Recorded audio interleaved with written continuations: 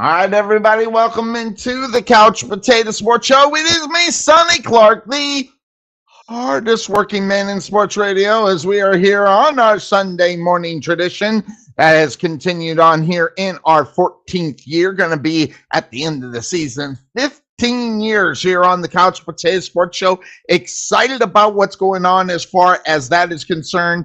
15 years, I think Mike and Mike did it for 16, so we're just kind of, working that and trying to our next goal, 15 years of that. And one of our co-parts, I'm not going to mention, has been already 15 years. Actually, I think 16 years. So congratulations to one of the co-parts of that. I appreciate that friendship that I have with that one co-host of that show and what we got going on now. Excited about week number 9. Some very, very, very good matchups and very, very hard to try to pick them. I mean, so if you're keeping track, trying to see what's going on the Couch Potato Sports Show and our pick 'em, just to kind of let everybody know there's somebody on top that you might know. Yeah, and that would be me. Thank you very much. Yes, I am on top of the Pick'em leagues right now, and I have been on top of it for the last 4 weeks. So excited and tied 1 week. So I think I've of 6 weeks of this thing, I've been there. So I'm due to take a big crapper here soon, as far as the picks are concerned. But as of right now, I'm going to brag each and every week when I got the opportunity, because last 2 years have been horrible on my football picks. But I have not been horrible on my football picks this year, and I'm just excited that I have been able to do what I have been doing on that as far as the picks are concerned. So I'm going to go over those, by the way, just here real quick, so people will know where they are as far as the standings are concerned. So while I pull that up, here it is, and it's all set. So let's talk about it. As now, Pittsburgh Power has one that is on our list. He has one more than what is showing, because he had the Detroit Lions week 1. And we were working together to try to get that taken care of, and it didn't happen before kickoff. So that's the only one that I am doing for this week. So that being said, I right now am on top in this, and the Pick'em League with 81, correct? So I'm 81-42. The Pittsburgh Power, he is at 80. So he's 80-43. On the list, so he's right there. And then Fred Clark, my brother, along with the Podfather, 77-46. Cuervo at 76-47. Tarvin 76-47 as well, and that scares me. I don't like him being right there. It takes so long to catch up, but literally, guys, I could take a fall in 1 week. So, and then Team Impact 74-89. Baba Gazoo, my brother, 73-50. Roadrunner 72-51. 69-54 for Obi, as well as Jeremy Miracle. That is the standings in the Bragging Right Pick'em show. So yes, I'm going to brag each and every week that I'm doing. Now, that also being said, those that are around in our local areas, guys, you need to come and see me next week, next Saturday. Yes, Santa is going to be ready over at Dickie's Barbecue in Rowlett. And so come on out and get a picture with Santa, So come join us as we get set for the holiday season. The holiday season is up on us. We're only 3 weeks away from Thanksgiving. And then obviously the Christmas time starts rolling in. So make sure you come and join me on Saturday and get a picture with me, Santa, and keep it for your mementos. Have it for the rest of you. So something to go there. By the way, now Thursday night football, and I didn't get a chance to rub it into to my guy.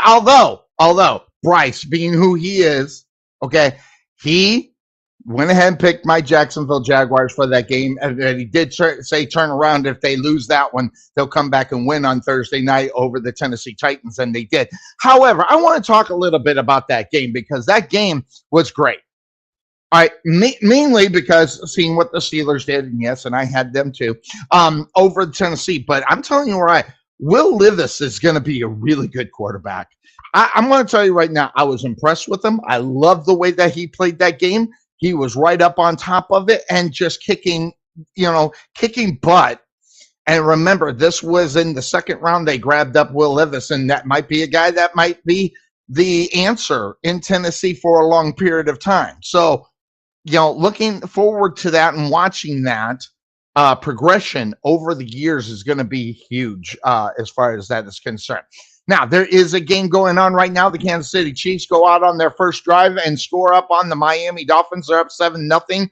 But right now, Miami does have the ball, and they are moving the ball right now. That's 4th and 12 on the Kansas City 44, so they'll probably end up punting right now. So that's way the game that is happening. We'll keep you apprised of that throughout the morning here. But I will say, look at right above my head here, right there. Got to move over there. Here are your buys, the guys that are on the buys.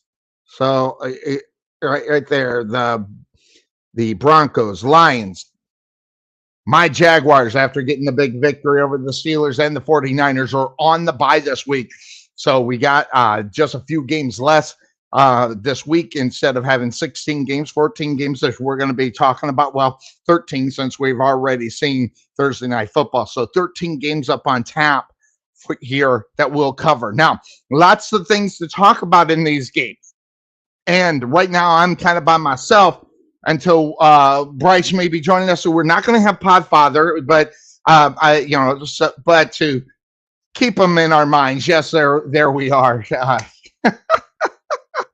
Keeping the Podfather in my mind. He did the the Rod Stewart concert last night.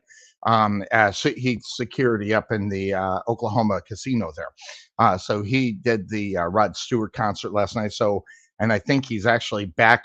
He did that, and then he turned around and went back again. So, so we're not going to have the Podfather today on the show. I know that might hurt Bryce's feelings, but I put this actually together just to show, he'll turn around and get you whenever you're not looking. So I hope he's feeling well. I hope he gets through that concert and this 24 hours up on top of it. So, by the way, I wanted, I had to put this out there because I had a bad week. I wasn't feeling very well, but today feeling really good as my doctor is taking care of me to make me feel better.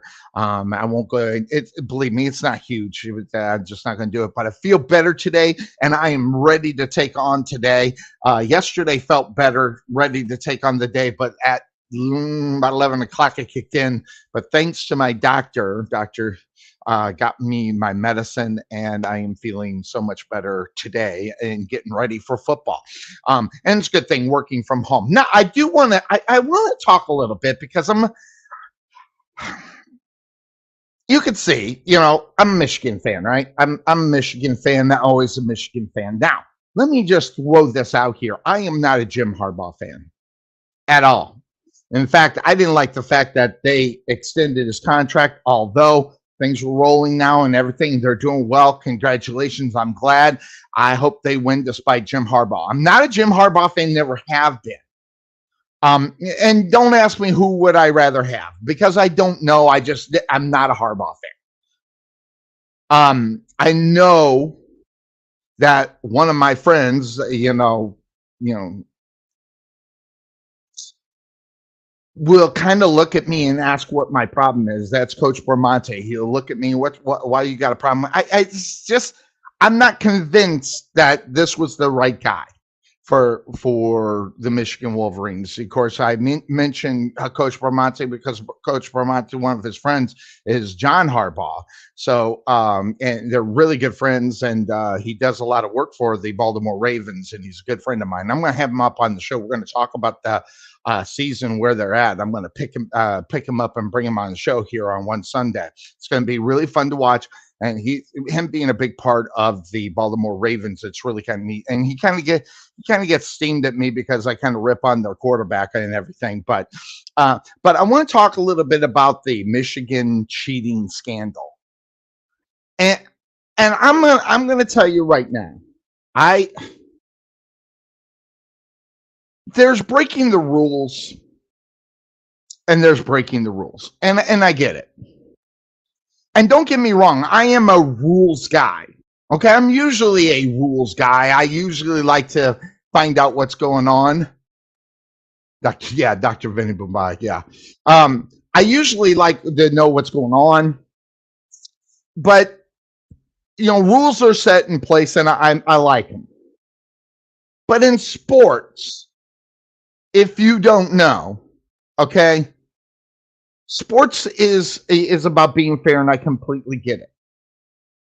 But the cheating aspect, I want to talk a little bit about, okay? Because there have been some aspects of cheating that people have blown out of proportion. And I'll start with Tom Brady with, the balls being underinflated and all this crap.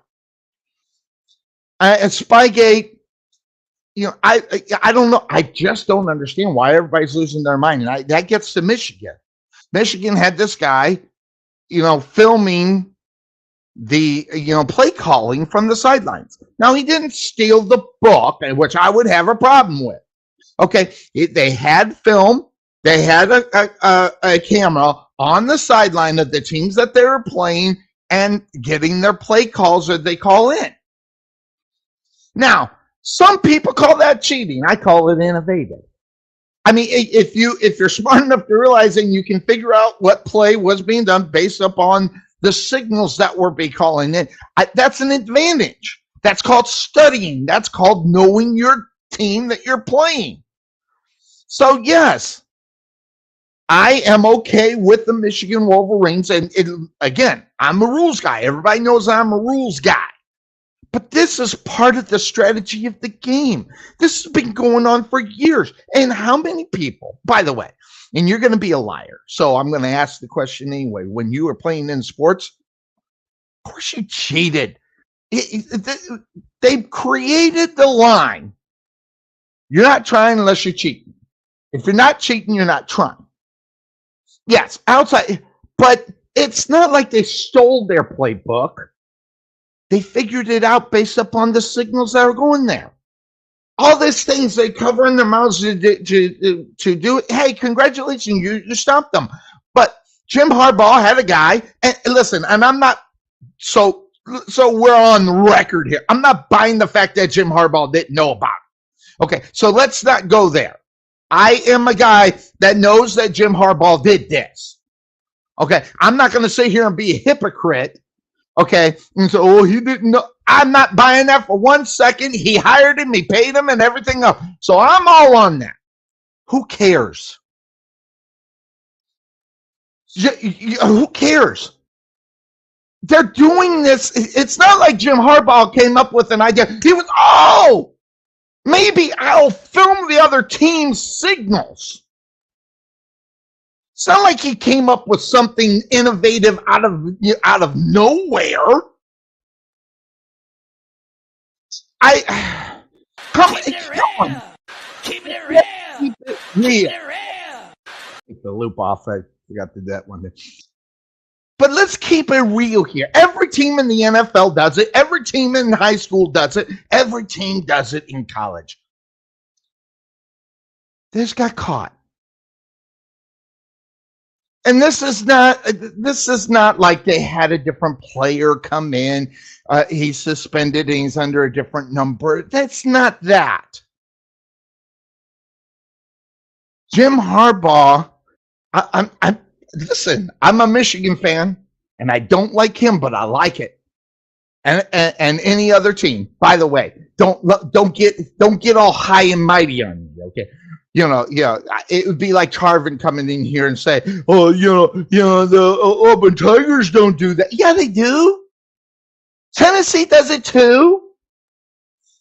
They just didn't get caught, and you can't convince me that it's not happening all over the NFL, college, high school. You just can't, especially in high school. Yeah, they got cameras everywhere now. Okay, and it's not necessarily the ones doing the broadcast. So I'm telling you right now, I don't care about the fact that the Michigan Wolverines, quote unquote, cheated, quote unquote, got their signal. I just find it innovative. They figured it out. First of all, here's the thing. It's not, they recorded it, okay? Then they had to figure out what signal was what. How many plays go on a game? You had to figure out what signal was what. Now, granted, you could go in there and pick, this is the signal. And they knew what was coming. Then you got to be fast enough to get it out to your team to where it's an advantage. And who cares? I go back to who cares.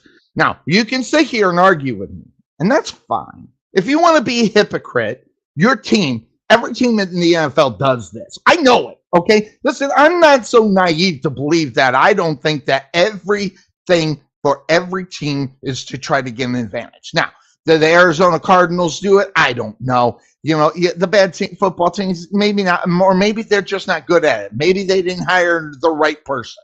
But this has been going on for years. Let's go back into my day. You got to be smarter than that. And that's part of it. You play a game, it's about film. Okay, so you watch film. So you're just watch film. You can't see the sidelines, but you got information on the side. Of course, you're going to use it. So I'm a rules guy, okay. But this is part of the game. Now, granted, they got caught. And I'm just going to say it. They deserve the punishment or whatever the punishment is going to be. But here's the problem with it. Okay, all right. The problem with the punishment, it never does any good. Who cares? They got to do something about the punishment to make it worth not doing. It's been going on. And again, guys, you cannot tell me that it doesn't happen. Does Bill Belichick do it? Well, we already know that, Spygate, right? But that was in the practice. These are signals in a game. And the camera, they hire guys doing the camera to figure this is a competitive business. Now, granted, they say it's not, you can't do it, but you can't tell me not every team in the NFL is doing it. They are doing it. Michigan just got caught doing it. And I'm all for the punishment. We all know it's going to be little. Matter of fact, if I'm not mistaken, I don't know the story very well because I think it's stupid, so I've ignored it. I think Jim Harbaugh even kind of, gave himself a little punishment. He wasn't part of the early games. Of course, who cares about those early games? They line up, sacrificial lambs in the first 3 weeks of the football game. Didn't matter if Jim Harbaugh wasn't out on the sideline coaching the game. So I get that. So if you want to punish them, punish them. But stop making a big deal of it and stop thinking that you're all high and mighty and you're better or, oh, my team wouldn't do that. Nick Saban does it. Now, again, they just don't get caught. And there's something to that. There's a skill to it. So, I'm not buying it. I'm not buying it. I'm not buying all the high and mighty people who think that they're better than everybody else. The Michigan Wolverines, I guess, seeded, but if you want to do, How about plays where you know you're getting beaten? You pull on somebody to prevent them from catching a ball, an easy touchdown, and live to fight another play. That's cheating. There's a flag on it. The punishment on that. So don't be so high and mighty, everybody. I've been reading places where people are they're just so astonished this happened. Well, then you don't know football, and you're maybe too stupid to get a paycheck from any institution if you didn't realize this was going on week to week, game to game, minute by minute. I don't like hypocrisy. I'm a rules guy. They got caught doing it. Suspend him. Get rid of him. Do something to make it work that no one's going to do it. Here's the problem. They won't. Now, would I like Jim Harbaugh to be gone out of Michigan? Yes. I'm not a Jim Harbaugh fan. I'm glad they're winning. And maybe it's because I just don't like him. I never liked him. Yes, he's a former Chicago Bear. I could give a rat's fat, hairy ass what he's done, when he's done it, why he does it. I don't like him. He happens to be the coach of my Michigan Wolverines, so I'm just stuck with it, and I'll go with it. But I got news for you. If anybody comes in here and says my team doesn't do it, I'm just going to throw slap you across the face with hypocrisy, and then I'm going to laugh at you because I don't know who you think you're trying to get on over. Happens in every sport, by the way. Now, granted, cheating, it's bad, and I get it, but it's been a part of the game forever. Oh, why do I know this? I played the game a little bit, not much, but I played the game. I know what we were doing. We weren't always, pure in our intentions. So everybody needs to get off of Michigan's behind because your team does it too.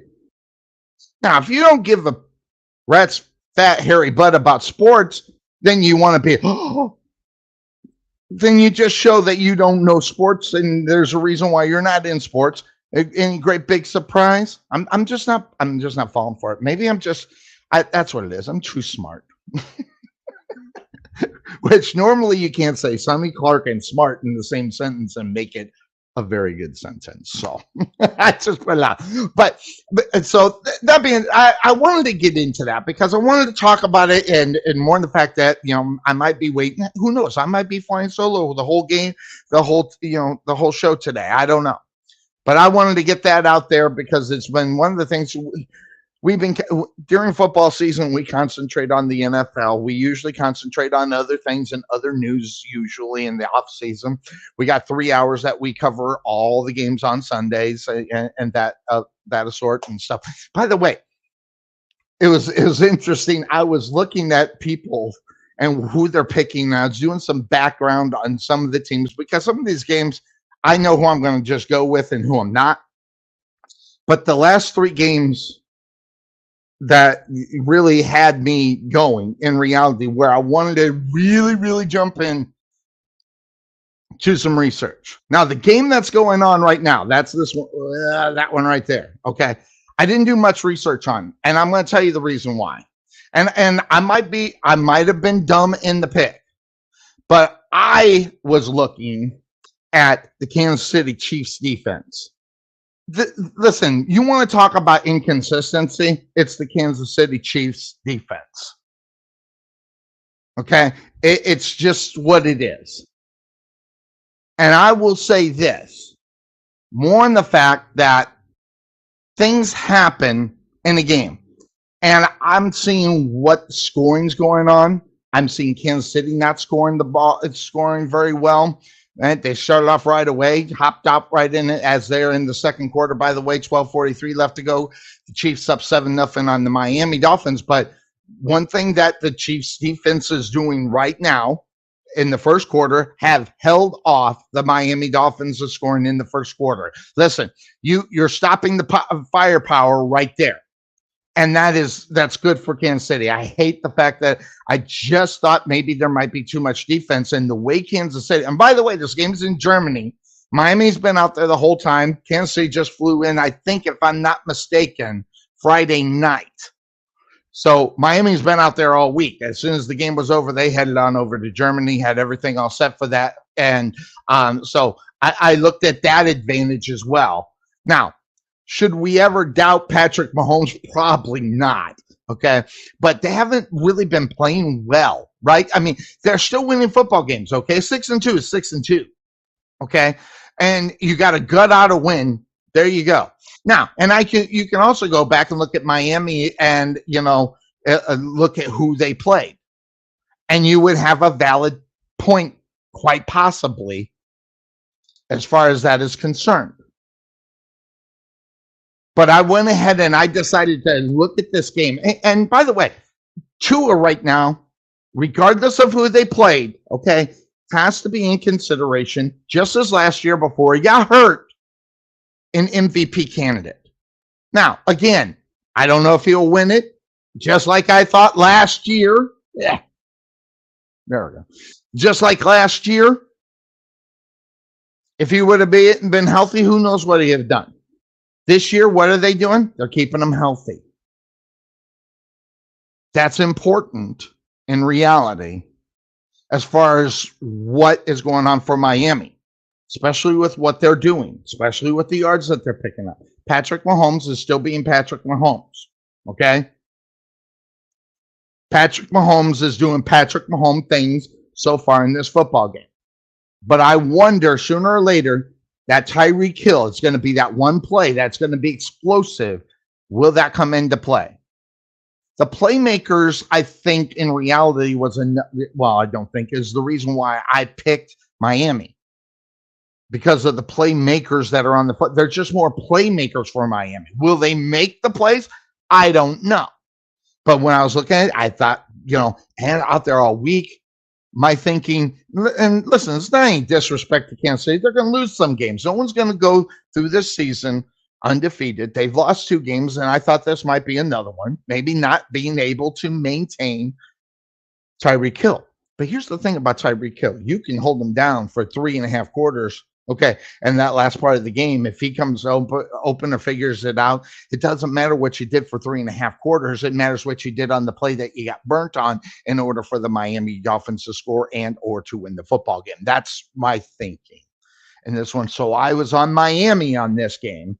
And when matter of fact, let me go as far as our Pick'em League is concerned.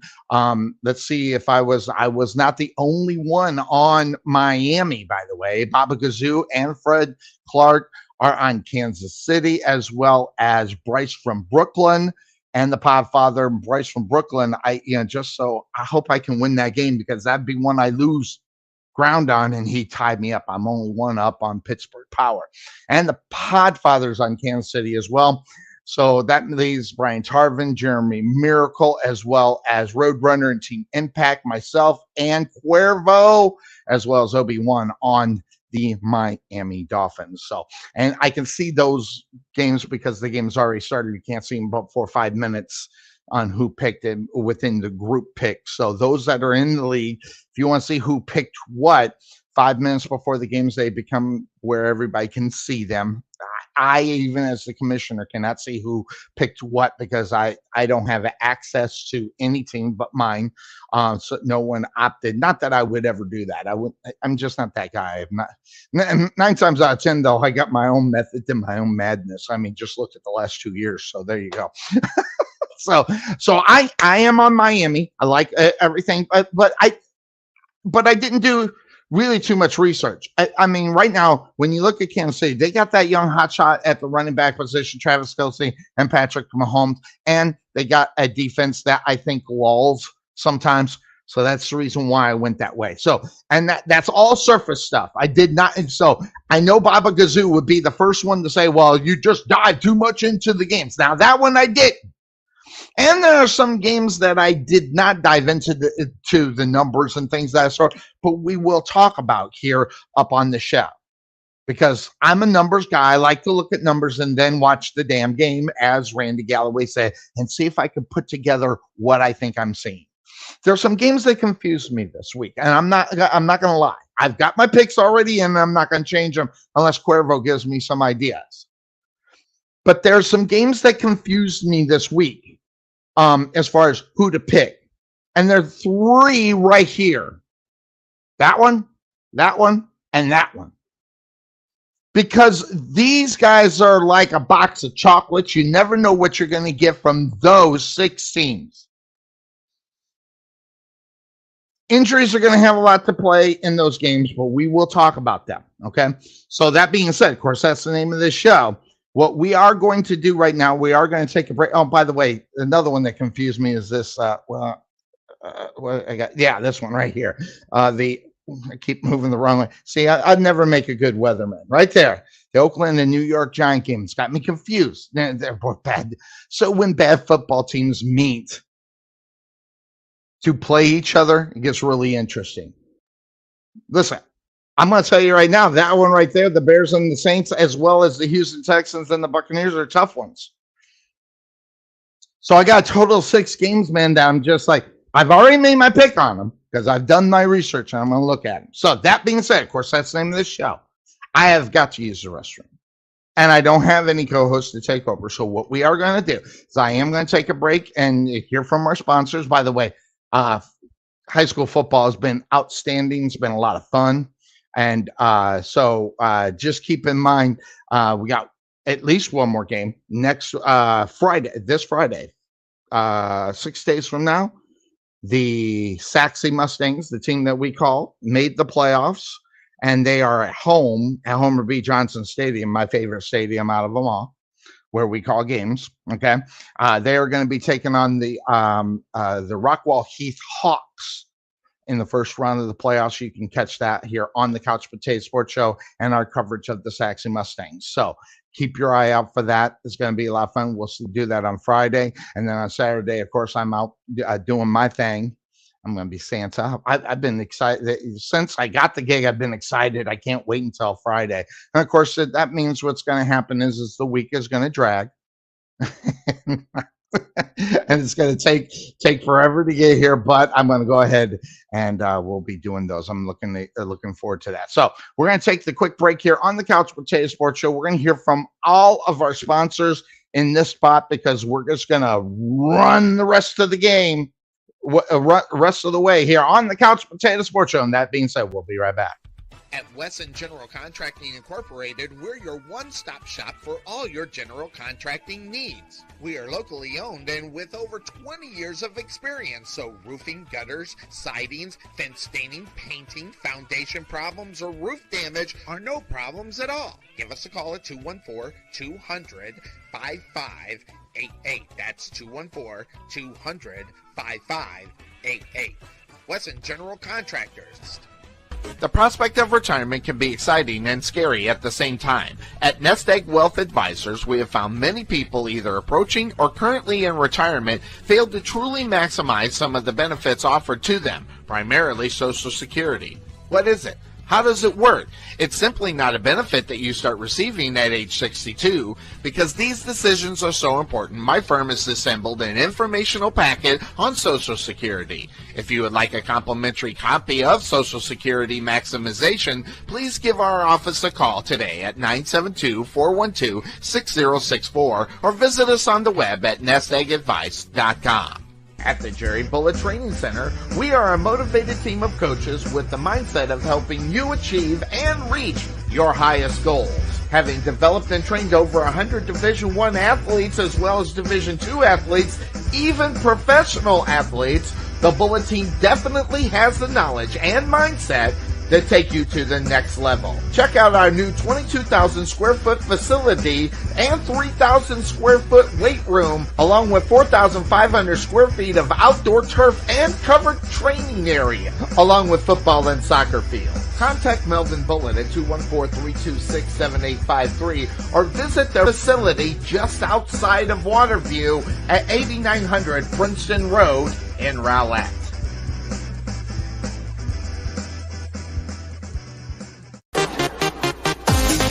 Being taken for a ride? Check out Casso Insurance, serving Texans since 1981. Bundle your home, auto, or business insurance and save a ton. Costo Insurance on the corner of Main Street and Rowlett Road, where we make insurance fun. Or check us out on the web at CostoInsurance.com, where we always have the coffee pot on. Yeah, but is it fresh?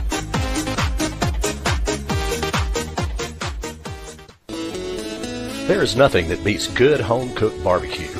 Since 1941, Dickey's Barbecue has done all the cooking and you take all the credit. Come see us today at our Rowlett location, 5701 President George Bush Turnpike, Suite 110 in the Target Shopping Center. Whether you want to eat in or take it home, we will fix you up. For lip-smacking, rib-tickling, knee-slapping, foot-stomping, great-tasting barbecue, come see us at Dickey's Barbecue today. Here at Fit Body Boot Camp, located in Saxe, the solution is here. Fast, long-lasting weight loss results and the healthy lifestyle you need to keep them. The key to your fat loss success is our signature afterburn workouts, as well as support and motivation from our world-class coaches, and an easy-to-follow nutrition program to help you keep the fat off. Visit your local Fit Body Boot Camp in Saxe today to see the difference for yourself, or give us a call at 214-463-3005. That's 214-463-3005. Fit Body Boot Camp, Saxe. Saxe Ice House is a non-smoking craft beer and beer pub located in the heart of Saxe. The Ice House was opened to provide a friendly, clean, and female-friendly environment. Saxe was lacking a place for service industry, date nights, and girls' nights, as well as happy hours. Excellent service and top-notch food are our priority. On Tuesday, we offer 79-cent wings, as well as half-price burgers on Mondays. So check us out at the Ice House, located at 6501 Highway 78 in Saxe, or give us a call at 469-304-1550, or check us out on the web at SaxeIcehouse.com. Go Mustangs!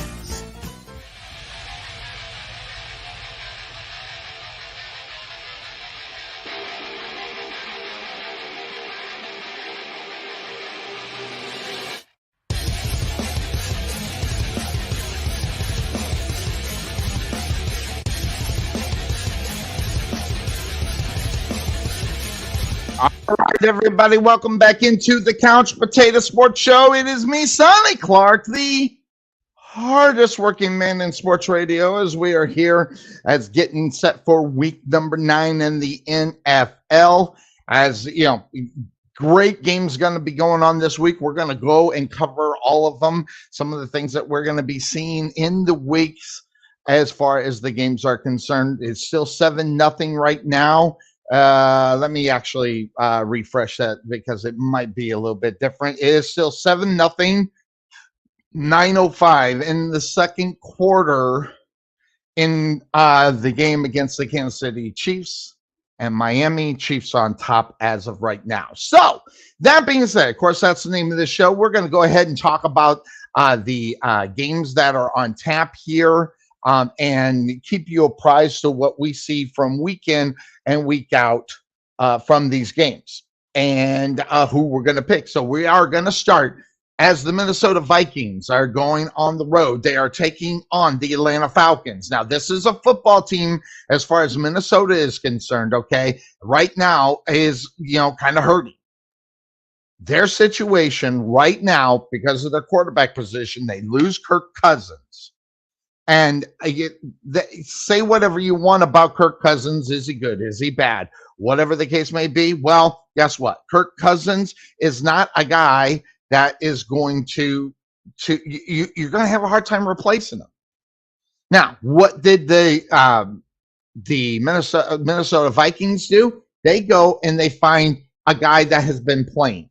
They find a guy that has been doing what they're doing. It's good. Hey, David Mitchell, by the way, I'm glad I saw your pictures from Collision. I was looking at all the pictures and stuff like that, so I just wanted to see just to say hey, right there. So good. So I'm good to see you. He's from Wichita, and so Collision was up there, and actually WWF was up there too. So yes, I got it. Yes, I get it, and. So, congratulations! I would love to do. I went to WrestleMania when they were in Phoenix. WrestleMania 26 was I think, if I remember correctly. So good to see David Mitchell. Long time no see. Good to see you from there. I'm glad you joined in here on the Couch Potato Sports Show here early. So now that being said, let's get back to the game that we're talking about. The Minnesota Vikings. They go out and get that from the Arizona Cardinals. And now, whether or not that Dobbs is going to start today, I doubt it, because of the fact that he doesn't know the actual playbook. But the Vikings trade for Joshua Dobbs, and they needed to do that because of the situation as far as that is concerned. Now, I can sit here and say I feel good about Joshua Dobbs. Okay.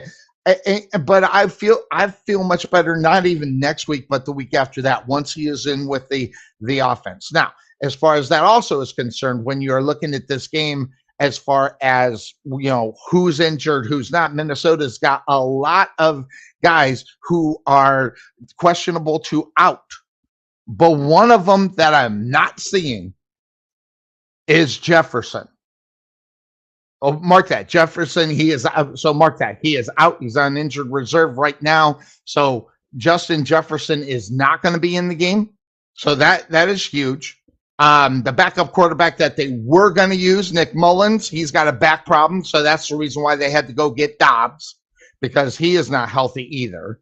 So that is huge. Marcus Davenport being out on injured reserve with an ankle. Big problem. But as far as guys that are on the main roster that are not going to be in for Minnesota, is the wide receiver Knowles, he is out for the game, and Dean Lowry, defensive lineman, he is out. There's some questionables on there as well, and probables, but those are guys that usually make it into the lineup, and the ones that are for Minnesota are not necessarily, guys that we've heard of or that are going to be here. Now, Desmond Ritter, he's probable. He had a concussion, along with Keith Smith, the fullback. Okay, so and that was updated as well. They have not updated Ritter's status as far as the concussion protocol. It's going to be a game time receive. Drake London, he is out for Atlanta. Good, bad, or indifferent is if it wasn't Minnesota, and with Jefferson not being in the lineup, this is a tough pick, especially when you are looking at the things that you look at when you're deciding, looking at the numbers. Well, these numbers are based upon having some guys in the lineup that are not there. Minnesota right now, they're 14th in the NFL for scoring offense, okay? The Atlanta Falcons are 28th. So you're seeing a 5-point differential in scoring, as Minnesota scoring 22 points a game, and the Falcons, they are only scoring 17 points a game. So you're looking at a big twist as far as that is concerned, especially when games get down to field goals. Now, that also being said, looking at Minnesota on the defensive side of the ball, they're 15th in the NFL, as they only give up 20 points a game, and so are they're 15th. Mark that, the Minnesota.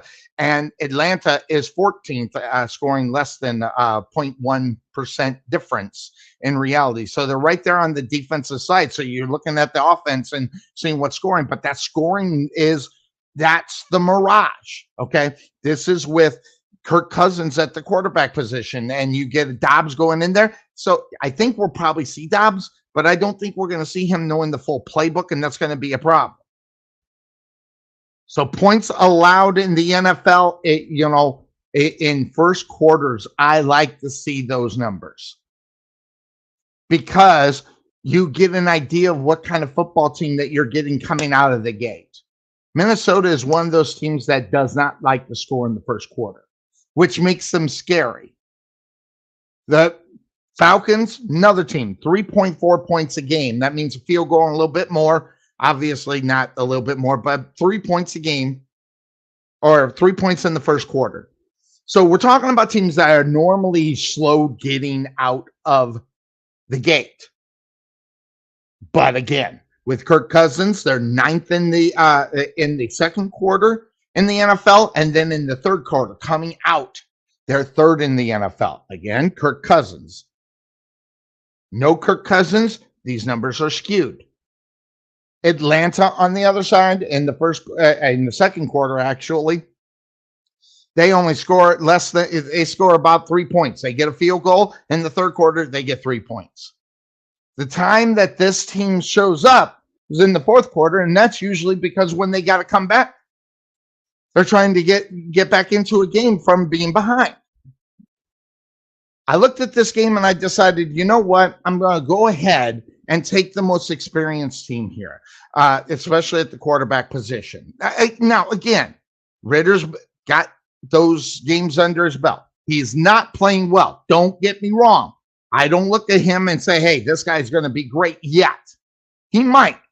And he might even be the answer for the Atlanta Falcons in the future. But I don't know. DC Dennis Clark, he's going Minnesota. I'm actually going to go on the other side of that one. I'm going to take Atlanta with the experience at the quarterback position, even though it's not that much. Dobbs has bounced around in the league. This is the first time Ritter's getting the actual starting on a consistent level. So Dobbs, and by the way, guys, I like Dobbs. I wish he'd get an opportunity, a real opportunity to remain the quarterback. But Arizona went ahead and said, let's go ahead and trade for him. And back to that, when you look at Minnesota and you want someone who can actively, he's about the only one that you could probably pick up that's starting right now on a football team and get him away from that team, especially with what's going on with Arizona. We're going to talk about that game here fairly soon with their quarterback position, Kyler Murray. But I like what I see with the Minnesota Vikings with Kirk Cousins, although, by the way, that has not been consistent because you don't have Justin Jefferson in the lineup for the last 3 weeks while he was there, that being Kirk Cousins, and Kirk Cousins was trying to find a way to win games without him. Spreading the ball around, they actually looked better, but when you have Justin Jefferson in your lineup, you got to figure out a way to get that guy the ball. And sometimes that means forcing him, making bad decisions. And we saw that in Kirk Cousins earlier in this year before he got hurt. And obviously he's going to be out for the rest of the season. Where's Minnesota going to land? I don't expect them very much. And this is even in a bad NFC North with the Lions being on top of it. And yeah, I didn't mistake that, okay? We're talking about the Lions being a pretty good football team, and they are on top of the NFC North right now they're not even looking back. And that being said, nobody in the NFC North can carry the Lions' jack right now. So that is looking at this game, that's what I was asking myself about. And I decided to go ahead, again, go with that experience. I'm going to go with the Atlanta Falcons in this one as far as that is concerned. Now, that also being said, when you look at the Minnesota Vikings and what they got going on, both teams had to change their quarterback for this game. Desmond Ridder, by the way, is not going to be, I forgot to tell you this, he is actually out on injury. It's actually Tyler Heineke. And listen, as a backup quarterback, I like Tyler Heineke. I don't like him as a starting quarterback, and that's another reason why I went Atlanta.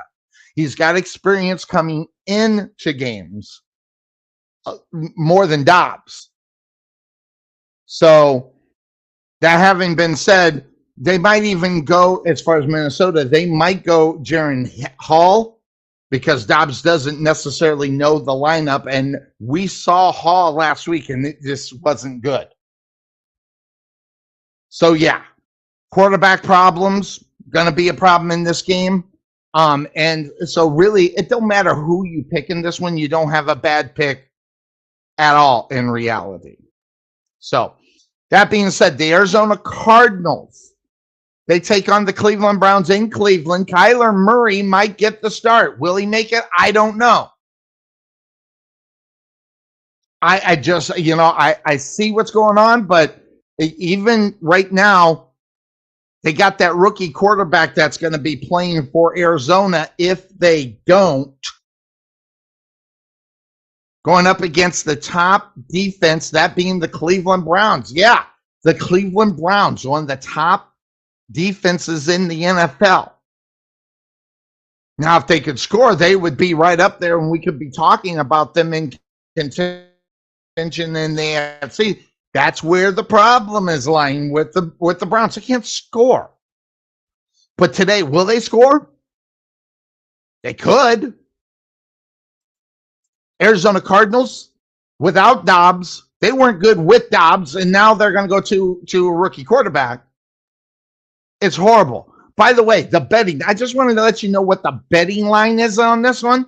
98% on the betting line are on Cleveland.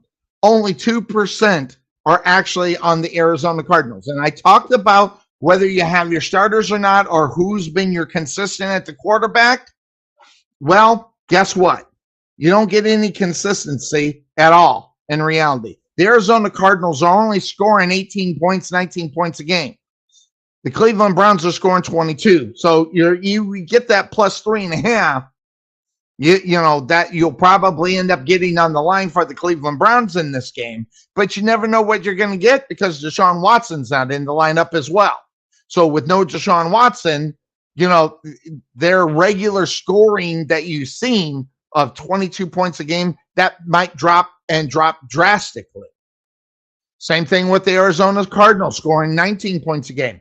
This is going to be a low-scoring affair unless the running game takes off.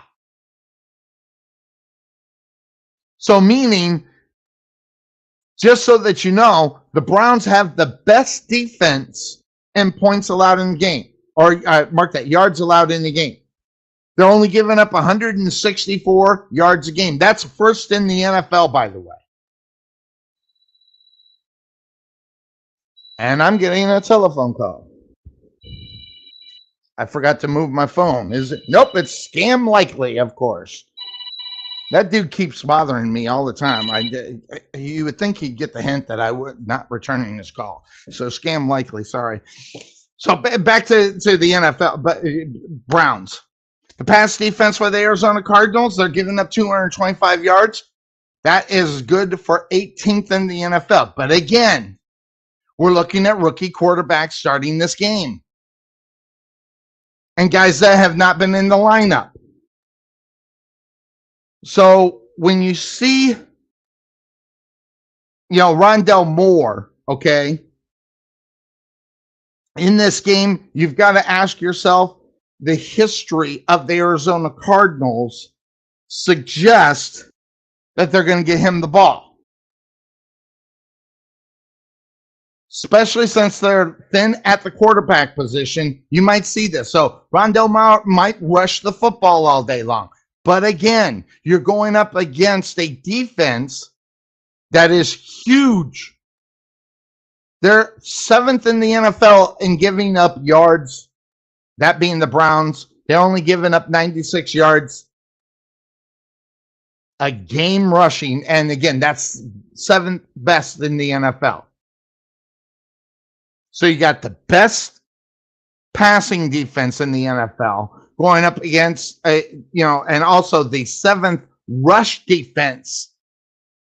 And then the whole defensive efficiency. The second best team in the NFL on the defensive side is the Cleveland Browns. Now, that being said, Cleveland has an opportunity with a rookie quarterback because guess what? The Arizona Cardinals don't do anything good, and especially on the defensive side, as they're 27th in the NFL on defensive efficiency overall.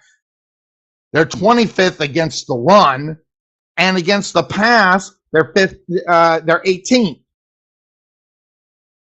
So usually defense wins football games, right? That's what they say. Interestingly enough, I think that's probably going to come into play. And interestingly enough, guess what? Who is in the green room? It's the fine co-host of this program.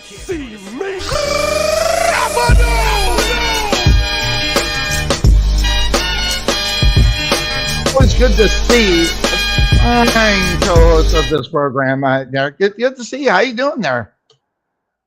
I'm good, Sonny. How are you? I see you sporting the Michigan Wolverines. Yeah, So you're did you hear my diatribe earlier about that, all that nonsense? no, It I was did at the not. it was the top of the hour.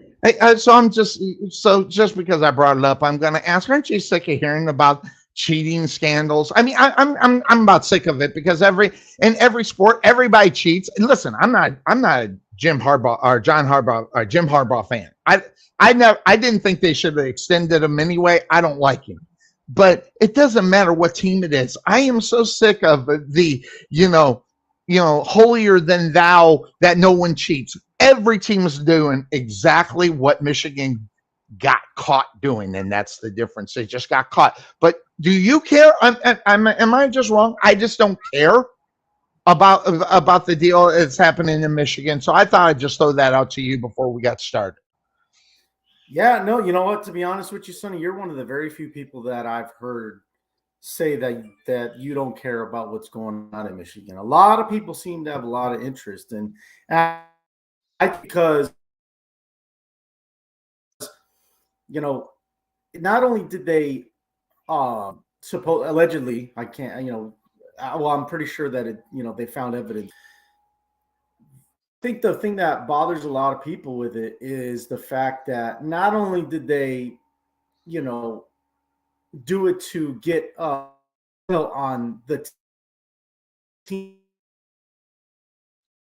to get intel against other teams that were in the top 5, top 7 or whatever, and they were getting intel and they were passing it on to the teams that they were playing against. So for example, and this is why I have interest in it, I thought it was really odd last year when Tennessee lost to South Carolina, the University of Tennessee, and they got 63 points put up on them. And South Carolina is an average team. They're not They're not Alabama, they're not Georgia, they're not like a powerhouse in the SEC, right? But for them to score 63 points, how in the hell did our defense play so bad? They were so bad. Well, guess what?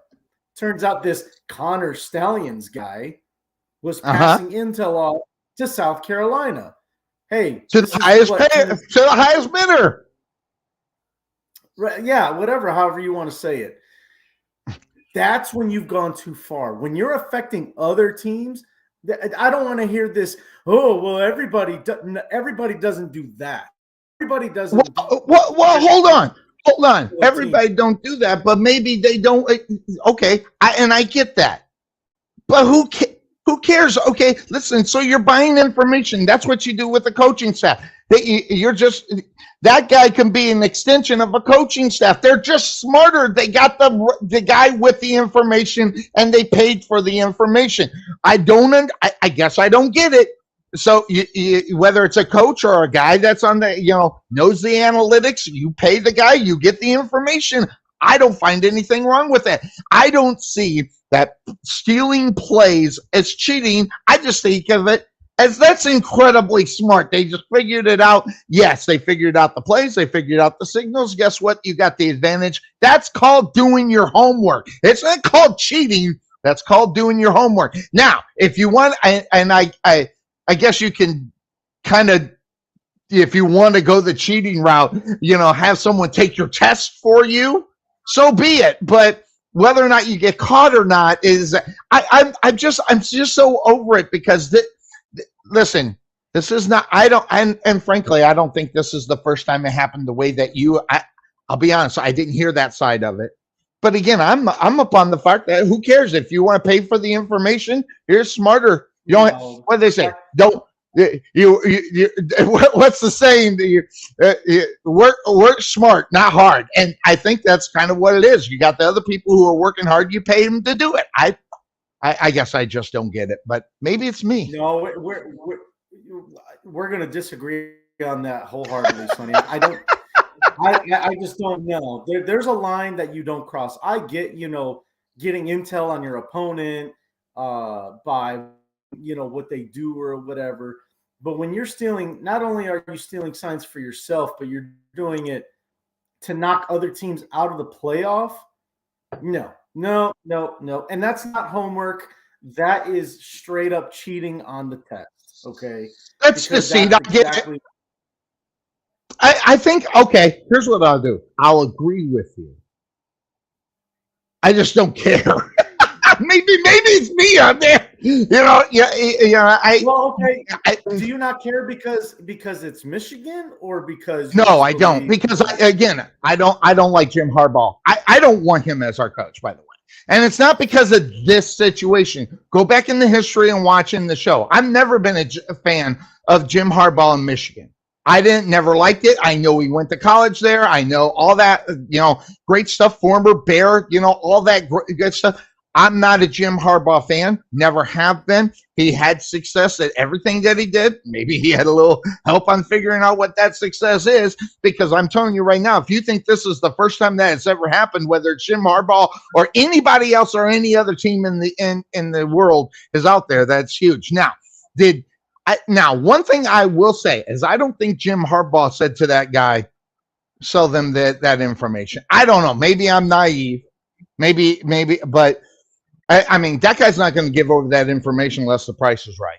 In reality. So I get where you think that it's cheating, but I guess if you buy the information or you figure it out yourself or whatever the case, you gain knowledge by buying a book, right? So you gain knowledge by getting the information that you need to win.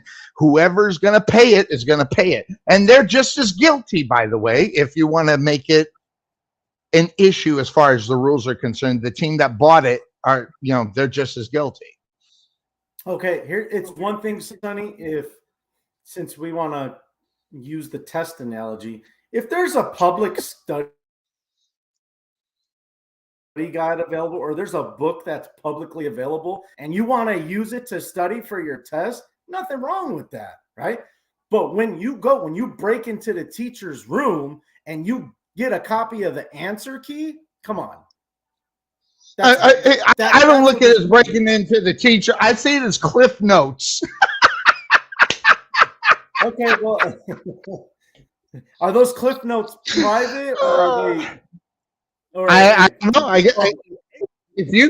Listen, they sell the Cliff Notes in the store, so I don't know how illegal or how much cheating that is, but it is.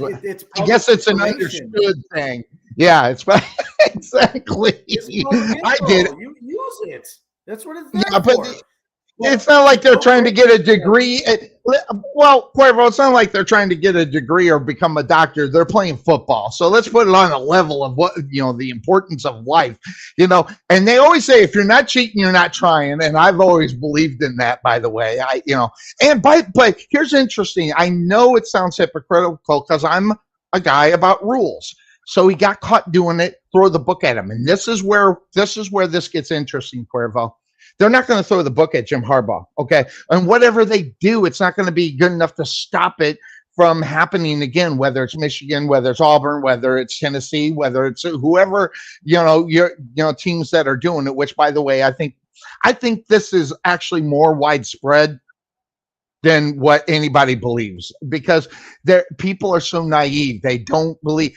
Listen, sports, it's about, you're cheating to get the edge. And, so I'm a firm believer in that is still going on in today's football. It's part of the game. You're just not supposed to get caught doing it. Sort of like when you go back and take a look at the Bounty Gate, as long as you didn't get caught doing it, who cares, kind of thing. That's just the way. But if you do, you got to throw the book at them, which, by the way, I am all for the NCAA and everybody else to come down hard on Michigan as well as Jim Harbaugh.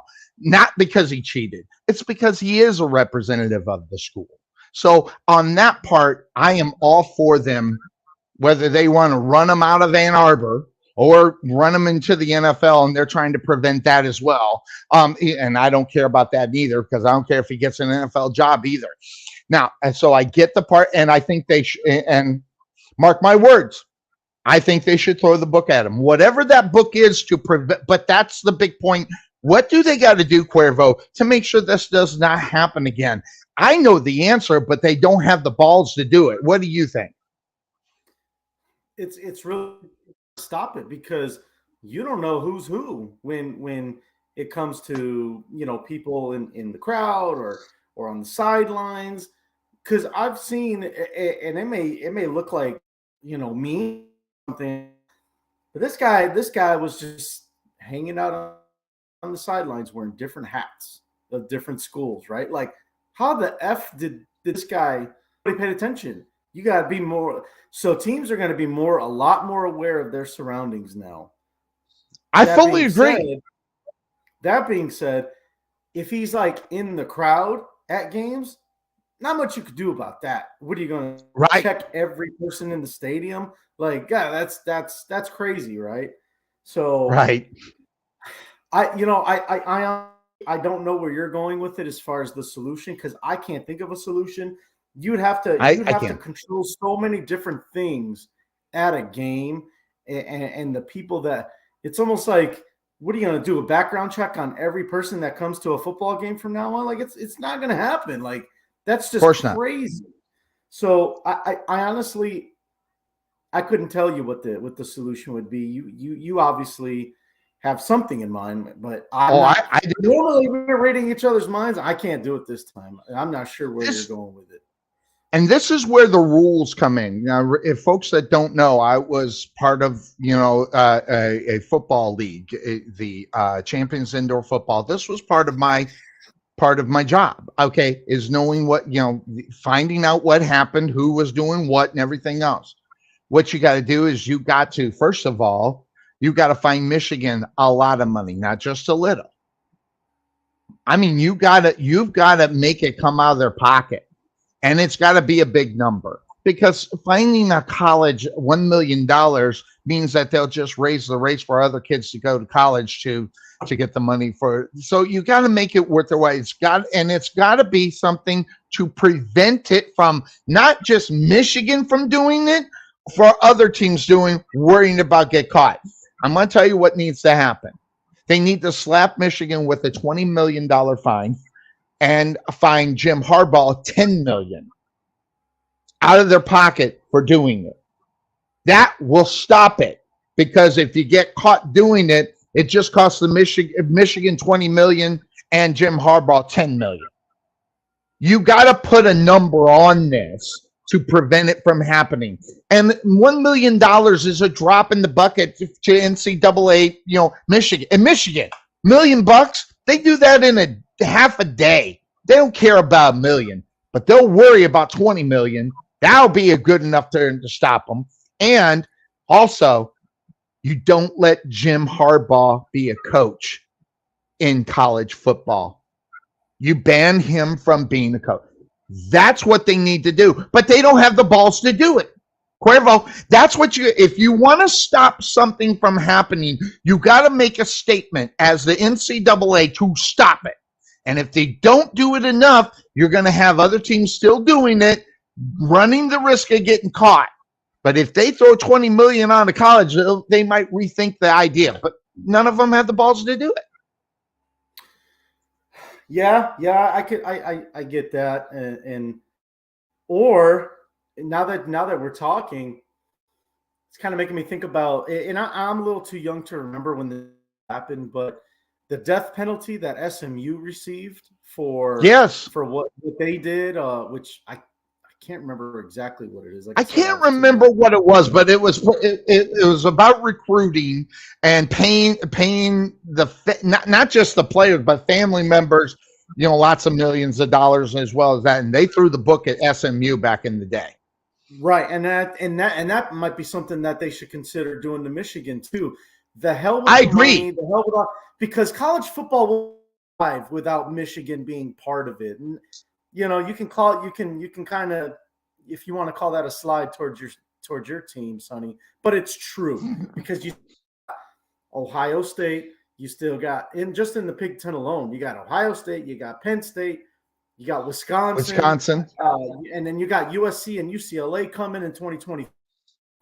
They'll be fine. And if Purdue could ever get a freaking head coach, they got Purdue too. Purdue. If Drew Brees is, I like I don't know. Maybe I just like the Boilermakers. Maybe it's because of their name. It's a damn good name. I mean, it could be. But overall, college Division One, they'll be fine without having Michigan part of it for a few Fully years. agree. Throw the book at them. I'm all for that. They need to throw the book at them, and I'm all for it. And I don't care if it's Michigan. Here's the they need to part throw the book at them hard if they're going to do it right. But they're not going to do it right. You want to know why, Cuervo? Because regardless of whatever you say, Michigan is about money. It's always been about money, and that's who's going to be in the bowls and stuff, and who's going to watch the game. It's all about the money, It just So, and that's the reason why they won't have the balls to do it. And I think I think they should throw the book at the Michigan Wolverines hard. And if it is the death penalty, thing, then they should do that. But we know it won't happen. We just know. Yeah, you're probably right. I got a question for you. Do you think, because it hasn't been determined yet through this investigation, do you think Jim Harbaugh had concrete, solid knowledge of what was going on? 100%. I don't doubt it for 2 seconds, because nothing that goes on in any football program the head coach doesn't know about. And I'm not buying this. I'm not buying Jim Harbaugh's, I didn't know he did this crap. I'm not buying it. Again, Michigan fan, right? Michigan fan. I ain't buying it. Jim Harbaugh is a liar. Well, of course you're going to lie, right? It's almost like if you're getting caught fooling around on your wife. You're going to admit it? No, you're going to lie about it, okay? Because you want to keep your wife, especially if it was in great discretion, and you're not going to do it again. You're going to lie. I'm not saying it's right. I'm just saying that's what is going to happen. And it is human nature. Jim Harbaugh knew every single thing. And not only that, since you told me the part about the guy selling the other team, the Jim Harbaugh knew about that. And not only that, he probably encouraged it. Listen. God, okay, I'm going to just say, football coaches are not known for their honesty, okay? There are only so many Tony Dungy's, and I don't buy Tony Dungy either. I think he's a lying sack of crap too, okay? So, he's just better at it, I guess, and you get around. Yeah, I mean, these football coaches are not known for their character per se, okay? I just don't buy it. Yes. So if Sonny Clark, 24@gmail.com, bring it on. Because I'm going to tell you right now, I can find instances on all of them. I bet you if I did an investigation, I can find something on every single one of them. If you could get, I don't buy it. So it's the bad part of the game. It's part of the game. It's whether or not you're going to get caught, and whether or not the NFL/NCAA, or they do it on high school level all day long. If you got caught cheating on a major thing, you'll never coach in high school football again. So they got to be able to make people accountable for what they're doing. And they just won't do it because of the money. We all know. Now, that being said, it's this. We're keeping it real up on the show. We know exactly what's going on. But again, I go back to, I don't care. But he got caught. You got to nail him. And death penalty, I'm all for death penalty for Michigan. Although that would hurt my team and everything. But if you're going to make a statement, if you're going to do it, you got to do it right. But people in charge, they bow down to the almighty dollar more so than what needs to be done and done correctly as far as moralistically and everything else. I'm for them handing it down really hard, but they won't. Hate that. By the way. Yeah, just a couple more things on that. I mean, if it was just okay, he's getting intel to just for the team that Michigan's playing against, like for example TCU, when they played them in the playoff. Okay, you're a dumbass for getting caught. Absolutely. But when you start doing it to other teams, when you start doing it against Clemson was another one. South Carolina. I heard that. That's the one I heard. Yeah, I heard Clemson. Yes. Well, they did it to both, because South Carolina, I think two out of 3 weeks they played Tennessee and then they played Clemson because it was like rivalry week or whatever. And it was just kind of like, okay, all of a sudden South Carolina is like the hot team. When have we ever heard of South Carolina? Just even when they did have Lou Holtz. Right. Or Steve Spurrier. Like they were still like, Spurrier, yeah. Mm-hmm. By the way, I would buy Steve Spurrier doing this, by the way. Steve Spurrier would do this. He would either A, sell it, or B, buy it. That just goes to show who these guys really are. They're not patron saints, okay? They are football coaches, and they'll do anything and everything to get an edge, including cheating. And you can't convince me it doesn't happen. Right. Yeah. And so last thought, Sonny, I know we got to get on and move on to these NFL games. If Jim Harbaugh knew, and it comes out in he did determined that he knew, but they'll try to weasel his way out of it. I still kind of have a feeling he did too, but there's a lot of rumors about him moving on after this season, coming to coach this team right here. Yeah, they're trying to block that, by the way, aren't they, Cuervo? They're trying to block that. I don't know where they get the right or the power to do that. Will that happen? No. Here's for those who don't know, this is what's going on. First of all, if it does come out that Jim did have knowledge, I want no part of him as much as I would have liked to have him as my Chicago Bears. If it comes out that he knew about that stuff, no thanks, because I wouldn't feel good about a good image. Yeah, right. Not a good image. But as far as the whole blocking, so what's going to happen is it's you can almost call it the Pete Carroll. All right, and I know how much you love Pete Carroll. I love me some Pete Carroll. Not. Yeah. So remember when he took that Seattle Seahawks job, and then, well, what do you know? 6 months later, all this USC stuff started coming out, right? Of course. He bailed. He knew something. He knew it was coming down. So he decided to bail, and he took the Seahawks job. Well, guess what? The NFL came out and said, not this time, Jim. If you take an NFL head coaching job, you will still serve whatever suspension the NCAA levies on you. You will serve that in the NFL, and they would be within their rights to do that. No, they're not. Where does that come? Where does it say within the rules, whatever you're being punished for in college, that it just goes in there more so than it being a gentleman's agreement? Well, that's what they would do. Either you're gonna take the suspension. And if you take a job, either you're gonna serve the suspension, or we will. No, you're not going to be able to. The league won't approve the hiring. Basically, is what it sounds like. I don't know the black and white of it. The rule book. The words or whatever. But I just know that the NFL said that they would make him serve a suspension in the NFL. Yeah, and here's exactly kind of a little bit of what we're talking about. Mr. Greg Weber, of course, being the Eagle fan that he is. But see, these are some of the things I never said he did to get suspended. Nothing happened to Pete Carroll because he got away with bailing. Right. They're not going to let Jim Harbaugh get away with it. Yes, but I don't. See, and that's the problem with the NFL being too close to college football.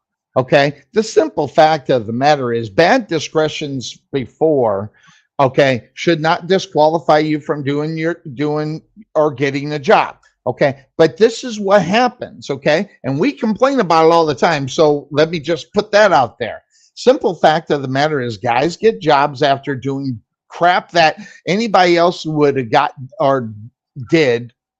Okay, they wouldn't get a job. But if you're good at what you're doing and you're good enough to get over the controversy or the conspiracy of what you did to where someone will go ahead and pay you, that should not be a rule to stop any team from getting Jim Harbaugh. There's got to be some kind of law within the land, not within the understanding of the NFL and college, but the law, basic general getting a job thing. I don't know what it's called. I don't know if it's but there's got to be something that would prevent the NFL from doing something like that.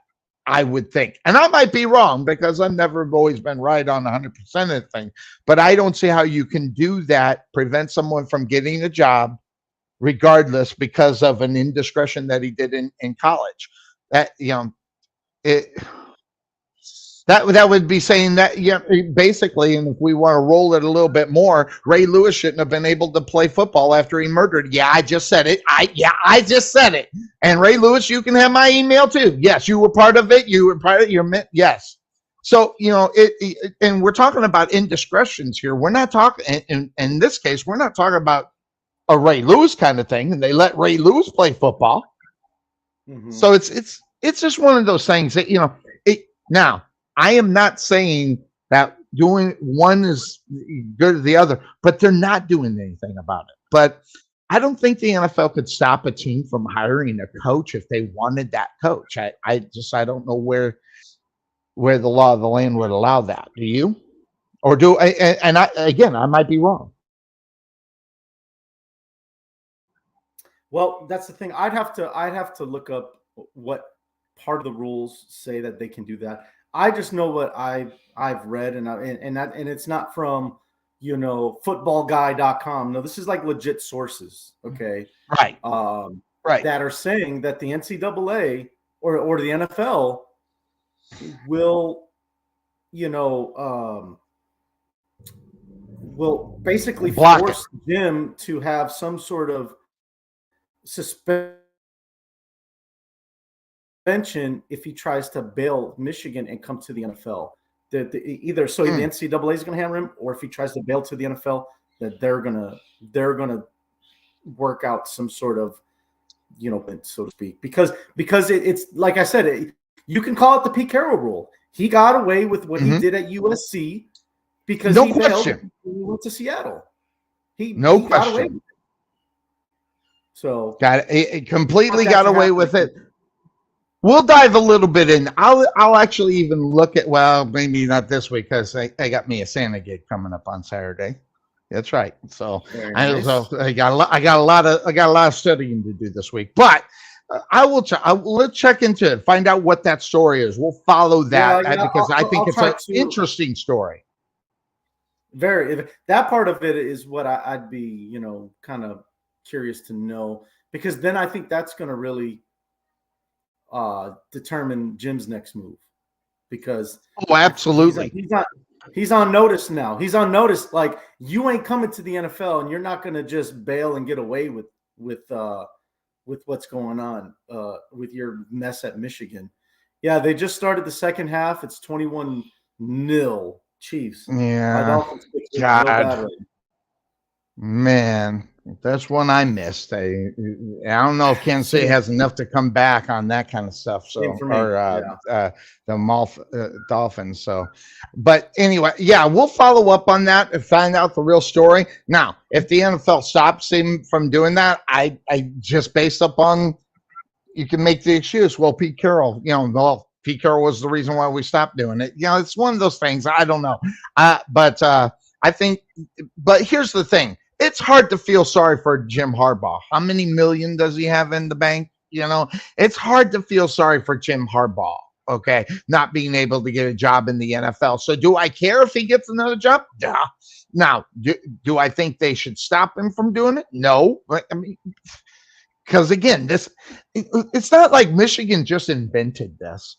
Okay, it's not like Michigan was the first team to ever do something like this. Now, granted, you got to stop it. I get it. But at the same time, it's not the first time it ever happened. And the NFL stepping in and saying, no, you can't coach anymore, or you got to serve a suspension that college throws on you. I just find it insanely crazy. And here's the thing. He's not even an employee of the NFL. Now, that being said, if there was some way that he was employed with the NFL while this was going on, then I would say, okay, then maybe you can do that. But there's no connection right now. He used to be an NFL coach. Don't mean he is. Doesn't mean he has to live up to the higher standards of the NFL throughout anything else that he does. Now, would that be a good thing? Of course it would be a good thing, but he's not employed by the NFL, and the NFL can't throw down rules up on top of him based upon what's going on in college. I don't think so. We'll kind of look at that, see where it goes. So I say I don't think that the NFL should. Do you think they should do that? Do you think the NFL should do it? Yeah, because you have to hold him accountable. You have to at some level you got to hold him accountable. And like you said, it's a statement for both the and for college football. Like, agreed. And that might be like you said, it might be a gentleman's agreement that winds up happening, or maybe recently did happen. It's kind of like the whole thing where players got to wait so long before they can declare for the draft. That's an agreement between the NCAA and the NFL. There are things that can be agreed upon between the two, and so I think if there's not something in place already between the two, something will be put in place to prevent coaches from bailing to the NFL because they don't want to get hammered by the NCAA. And by the way, we hammered Pete Carroll on this show big time for exactly what we're doing. And by the way, I will be the first to hammer Jim Harbaugh if that ends up happening, because I do want him to be held accountable for what he does. Now, you look back up on Pete Carroll just really quick. Has he been good for the NFL? That's another thing you like, because really he's kind of kept his nose clean. And I remember being on this show going, this guy will be part of something in the NFL, and he hasn't. He's kept his nose clean. It's been amazing. I thought he would bring the baggage and continue the baggage in the NFL. So good. And hey, good for Pete Carroll. Hey, you're a decent guy, I guess, as far as that is concerned. You get the golf flag. Yeah, and you pocket, $4 or $5 million a year to coach an NFL football team. Congratulations. And that's what sucks about the whole thing. He's still getting paid big money to do what he's doing, and there was really no accountability for it. So I'm in full agreement with you that he should be held accountable, but I don't know if it is taking a job away from him or preventing him from having a job. First of all, I don't know if that's the right thing to do. And second of all, I don't know if the law of the land would prevent that from happening. If a team wanted that guy to coach his football team, he should be able to have the right to do so if that's what he wanted to do. Moralistically, it's not right. Look at Pete Carroll as the example, but the law of the land makes you kind of wonder what will end up happening as far as that is concerned. Now, that being said, maybe I wasn't clear about. He's not going to get blacklisted or banned from being able to coach in the NFL.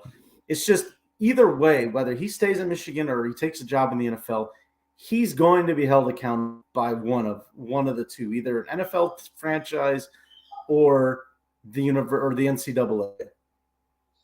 And now, I would be all for him not being able to coach in the NCAA until he does it. I'd be all for that, by the way. That's the rule they put down on. This is where it happened. Okay, then you're fined, and you're fined, and you can't coach for a certain amount of time.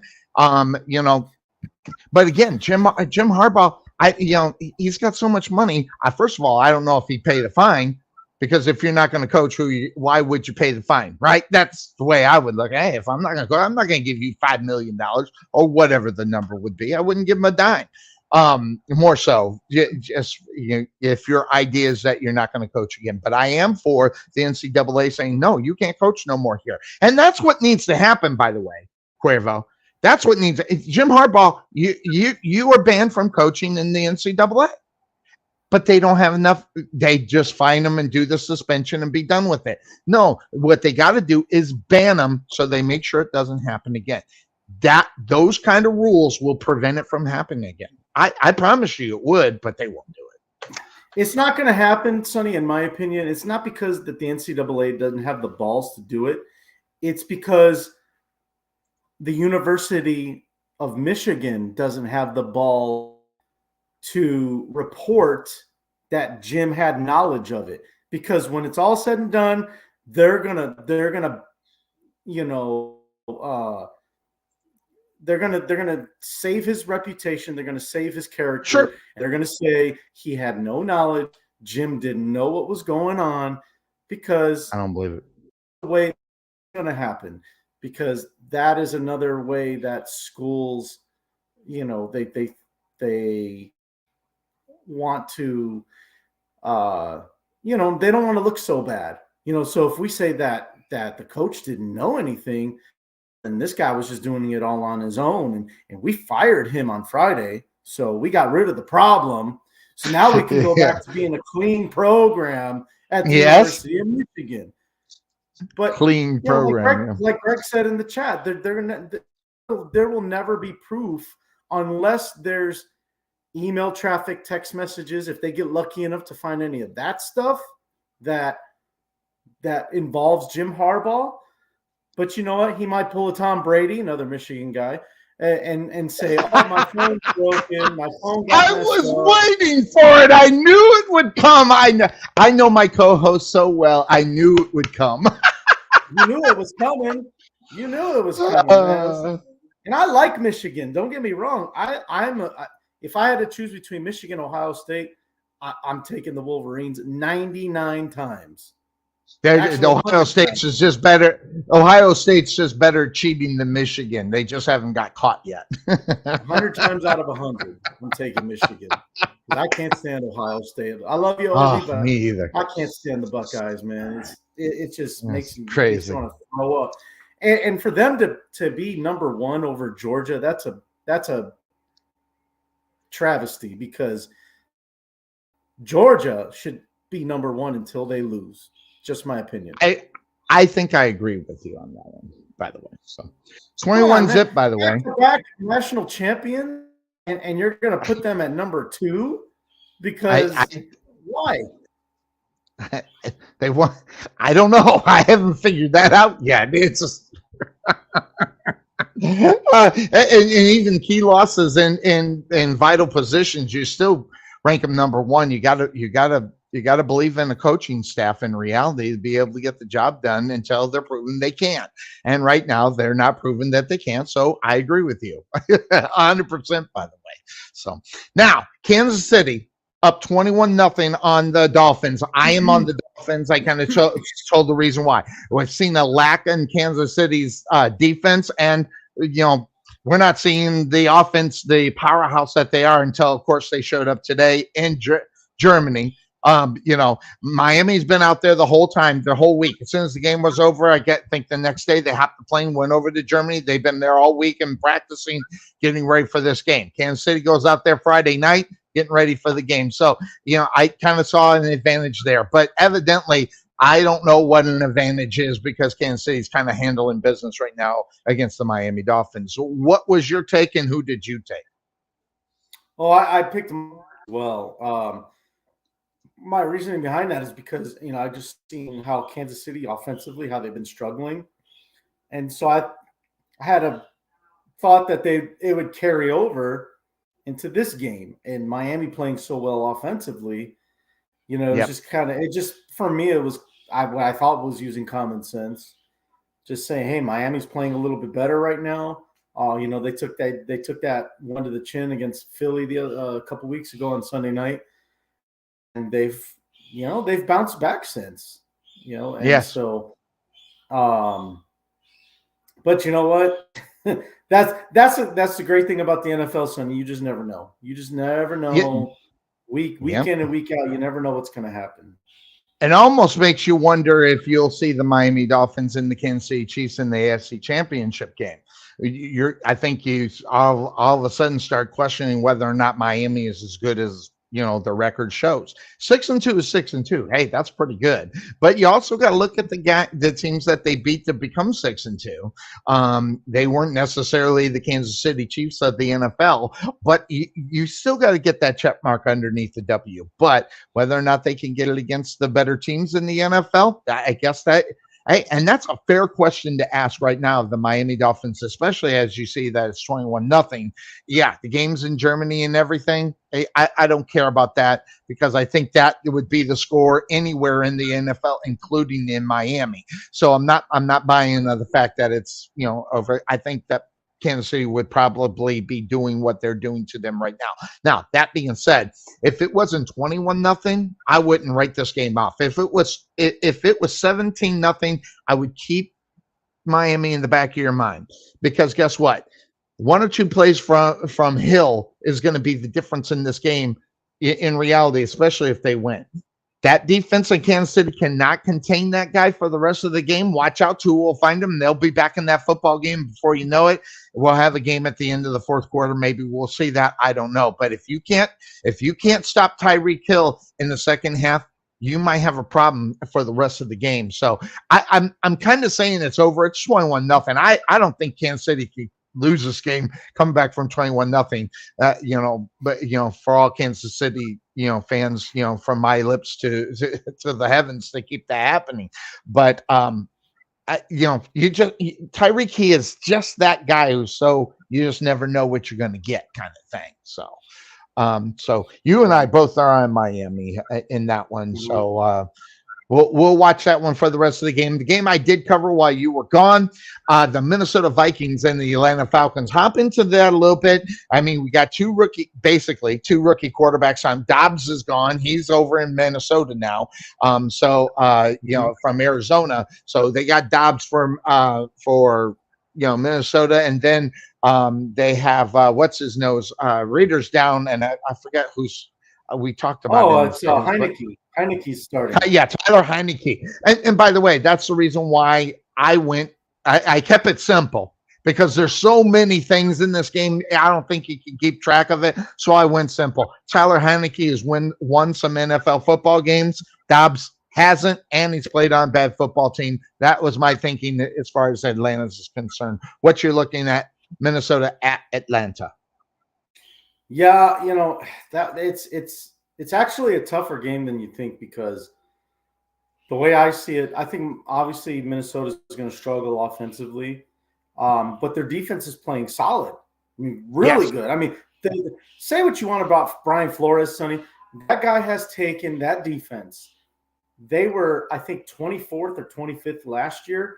I think they're like top 10 now. They're top 10 now in the NFL, if not 12, somewhere around there. So the guy can coach defense. You can say what you want about how he coaches, his style, whatever, but he gets the job done, and that's all that matters. So interestingly enough, though, and before you go into your next point of that, as solid as Minnesota has been playing, Atlanta's actually been playing a little bit better in reality, depending on what you're looking at. As far as Minnesota, they're 15th against the pass. The Atlanta Falcons is 8th against the pass. So, but when you look at as far as the scoring defense, they're right there. They're knotted right at 20. So, man, there are a lot of, like you said, there are a lot of other aspects to this game that you got to kind of keep your eye on and what will happen in that game. And I think Tyler Heineke brings a little bit more because guess what? Tyler Heineke has been known not just to throw the football. This guy can run the football too. So it's kind of one of those things. Yeah, he's got enough mobility to make it with his legs. But I like. Look, he's not a world beater. Taylor Heineke's not going to put up Patrick Mahomes type numbers, right? But I think he plays with enough instinct and enough moxie, as Bryce likes to say, right there to win some games. I mean, he's won some games that Monday night in Philadelphia last year. Yes. That's his job. Game, you're like, how? Right. But that's the guy, that's the type of guy that Heineke is. Like I said, he's not going to put up monster numbers, but sometimes he's just a guy that's got good instinct, and that is so undervalued as a quarterback. You can have all the talent, all the arm talent in the world. You can, be the smartest, guy reading defenses and all that. But if instincts are off, then that goes in a game. It Absolutely. does. And so I think that's one thing that Heineke does do very well. And I think that's going to be what helps the Falcons win this game today. So I'm going Atlanta. Me too. I think Jarrett Hall is getting the start for Minnesota today, BYU rookie, and I just don't have. I gotta see what he's about, and it's not gonna be enough for me to pick the Vikings today. I don't understand, and I get it. Don't get me wrong, okay? Hill is who he is. I mean, he's a rookie. I'd put Dobbs in. Yes, I know they just got him. Yes, I know he don't know the playbook, but God, really? You really watch? Yeah, it's just like well, no, that would be the reason why he wouldn't start. But I'm sitting here thinking, who cares? You're starting a rookie quarterback in the NFL. What are your chances of really winning in reality? Not that they would have the chance of winning in reality, but more so, touchdown who? Miami? Watch out. Who was it? Was it Hill? It was Wilson. Cedric Wilson. Oh, really? Hey, now that's finding. That's finding. That's not finding Hill. That's not finding Waddle. Hey. There you go. Interestingly enough. That's what makes Miami's offense so dangerous is you got so much attention on those two, you forget about the other guys that they have. Yep. And if you could be a step up number 3, which means you go to number 2, if you can be that guy because you've got so much talent on your football team, which, hey, you look at that offense for Miami, they're explosive, okay? We're talking about, listen, we are, and if you're not, you're just lying to yourself. We are talking about Tua in the talks of being yet again the MVP. Now, will he win it or no? I'm not going to argue, but he's in the talks of being in the MVP of this league based upon what the numbers he's putting up. So you can sit there and argue with me all day that he isn't going to win it. That's fine. You could think that all day long, but guess what? He's still in the talks of it. And whether or not he'll find the other guys outside of Waddle, outside of Hill, that will obviously help him become more apt for people to think about Tua as an MVP caliber guy. So that being said, so we're both on the Falcons, and even if Dobbs started from Minnesota, I'd still take that. In reality, I'd still be on Minnesota, even if Dobbs started. So that the other game that I did cover before you came in, Arizona and the Browns. The Browns #1 defensively in almost every stat that you can think of going against Arizona. Who's going to start who? I mean, so because they don't have Dobbs no more, so they're going to start. Anybody know? I had to look it up. Yeah, isn't it? Oh God, I can't. Oh my gosh. I can't even remember his name. I just talked about this game. I just talked about this game about 10 minutes before you walked in. I can't even remember his name. It's sad. Let me see if I can find it. It's not obviously Colt McCoy. Clayton Tune. There you go. Tune. It's like, I've never even heard of that guy. Listen, that right there, just already. I have never heard of him. If I haven't heard of you and you're coming out and starting an NFL football game, I don't give a rat's fat ass who you are, what team you are. I'm not picking you.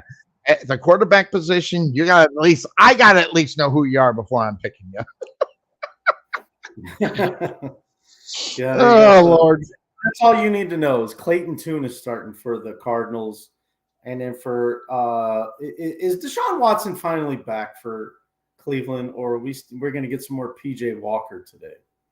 No, I think we get PJ Walker. I think Walker is still out, and let me find that out. Go to the injuries here. Push the button right here. Kyler Murray, by the way, is questionable. So whether or not he'll be back because of the knee, but no, Deshaun Watson is actually also questionable. But the difference is on that Cuervo is got a knee and a shoulder. And both of them, it's the right shoulder for Deshaun Watson. I doubt we see him in this game. And Deshaun Watson, it's a knee. You don't bring him back right now unless he is fully 100% and not questionable and not probable, but he is in. You don't even bring in Kyler Murray. You got too much money wrapped up into him. If you're going to try to get a little money for him or someone to take on that contract, you don't put him in too early. So I think that's where we're going to be seeing here today. Yeah. I don't think we see Murray, even though he's questionable. I think it's going to be a lot of Clayton. It's going to be Clayton Tune today for the Cardinal fans. Yeah. So can we if you do have Scott Hansen's email, Sonny? I don't. The funny thing is I used to have his telephone number. I used to have his telephone. I lost that phone. I lost the. Now I'm sure Scott Hansen probably don't have the same telephone number that he's had 7 years ago. He probably got a new phone, probably new number. Probably people like Sonny driving him nuts. He probably changed his number. Yeah. Although I didn't drive him nuts. I only sent him a lot of emails. So, but I got his number because we had to talk a little bit before when we did it. So, and I promised him I'd never give the number out, and I promised him pretty good. I just lost the number. Jeez. Oh, God. I would like to, request that if we can get a hold of Scott Hansen somehow, just don't show that Cleveland Arizona game. Just ban it from the morning game. Stop. Just don't even the touchdowns. We don't even want to see it. Yeah, there'll be nothing to see there. It's bad enough that we got to see it. Yeah. So ugly game. So that's all. That's where I was at. I was just finishing I like the Cleveland and Arizona. Yeah, and I like the Browns too. I think it should be really not much to watch today in reality. But that leads me to the game that I'm really confused about. Okay, you got the Los Angeles Rams. They're 3-5. They're on the road. They're taking on Green Bay. And it's atypical. November weather. So, but we don't have the atypical personnel. Oh, okay. We also don't have the atypical personnel out on the football field. When you're talking Packer football for the last 20, 30 years, you had guys, two guys for the last 20 to 30 years, Brett Favre or Aaron Rodgers. Now we're going into this new phase. We're going in with a new guy. And Jordan Love, listen, he's not great, but listen, I don't know what anybody expects as far as Jordan Love is concerned. All right, he's got the opportunity. He's in there. He's going to try to play. And week in and week out, I just think he's getting better. Now, granted, is he getting better gobs at a time? No, he's slowly moving up. And I'm not saying that they're even capable of beating LA today. That part I don't know. See, we'll talk about that. But here's one thing that I think I know. Not what I know, what I think I know. Is when I look at LA and I look at Green Bay, I think about two things. Matthew Stafford and Cooper Kupp. Yes, I know, by the way, that when I've talked about Cooper Kupp in the past, I was wrong about Cooper Kupp. And it takes a lot for me to admit that I was wrong about Cooper Kupp. And only because, I heard from whether it was Bryce from Brooklyn, he would just jump on me. He would say I was blasphemous in thinking that Cooper. So I've admitted that I was wrong about Cooper Kupp. But at the same time, you got to remember who's delivering him the ball, Matthew Stafford. And even before that, the guy in Detroit that's ripping it up, okay? So the guy in Detroit up there ripping it up, finds the guy, continues what he's doing. Matthew Stafford goes and wins the Super Bowl, gets hurt last year. Now he's kind of coming out of it, but guess what? Matthew Stafford is still doing Matthew Stafford things. Now, whether or not you believe in the Rams and what they do from week to week, and if you have question marks on that, I completely understand. But you got to look at Jordan Love in this situation. He's been quietly just getting better. He's been quietly hitting his wide receivers. He's been quietly getting the job done. The reason why it's quietly is they've only won 2 games this season. So that's where it comes from. Now, does that mean that Jordan Love is going to start ripping it up this week? I don't know. I don't think so. And by the way, he didn't have a good game last week until the last drive of the game. So when will Jordan Love, start going? And by the way, when you have a team that has lost 4 games straight, it's hard to believe in the quarterback in reality. So, I'm not saying he's bad. I'm just saying the Packers really should in reality, keep this guy going so he can. Accept the fact you are where you are. You are the Green Bay Packers, okay? You're not winning football games. So that being said, what do you got to do to win this game today against the Rams? Well, the Packers defense needs to show up. And we haven't seen a lot of it in realities. Outside of Devondre Campbell, okay? He was out for over a month with an ankle injury. He returned last week and played 92% of the snaps, and he dominated. But when you're only got one guy who's actually, I guess if you want to call it, dominating, you still got 10 other players on there that are not making plays. So that being said, Campbell right now, he had 14 tackles. The 2 games that he comes back, outside of that, I'm not seeing anything that I feel comfortable about taking the Green Bay Packers. Green Bay is just one of these teams. I hate them. Not because I hate the Green Bay Packers. I just hate them right now. Do I trust Green Bay to be able to do what they do? I feel like I'm completely lost. I mean, but I'm not saying that I've got some kind of mad love for the Rams, but here's what I know. Now, what I think I know, what I know. What I know is that the yardage for Cooper Kupp is 66 yards. That's what I know. What I think I know, he's going to blow that out of the water. So if you like to bet on those kind of bets, hop on Cooper Kupp with only 66 yards. I got news for you. He's going to get more than that. He's probably going to end up with 120, 140 yards. I'm going to tell you, I don't normally slap the table on something because of that kind of thing, but Cooper Kupp's going to get more than 66 yards. That being said, if he doesn't, that means that something happened with Matthew Stafford. Because really, when you take a look at what's going on as far as the Rams are concerned, and you look at some of the numbers, and these numbers slap you in the face, okay? All right, the scoring offense, number 14th are the Rams. Number 21 are the Green Bay Packers. Okay? Why is that? Is because the Green Bay Packers are 20th in the NFL for allowing points to be scored. The Green Bay Packers give up 22 to 23 points a game. Now, that being said, LA gives up that amount.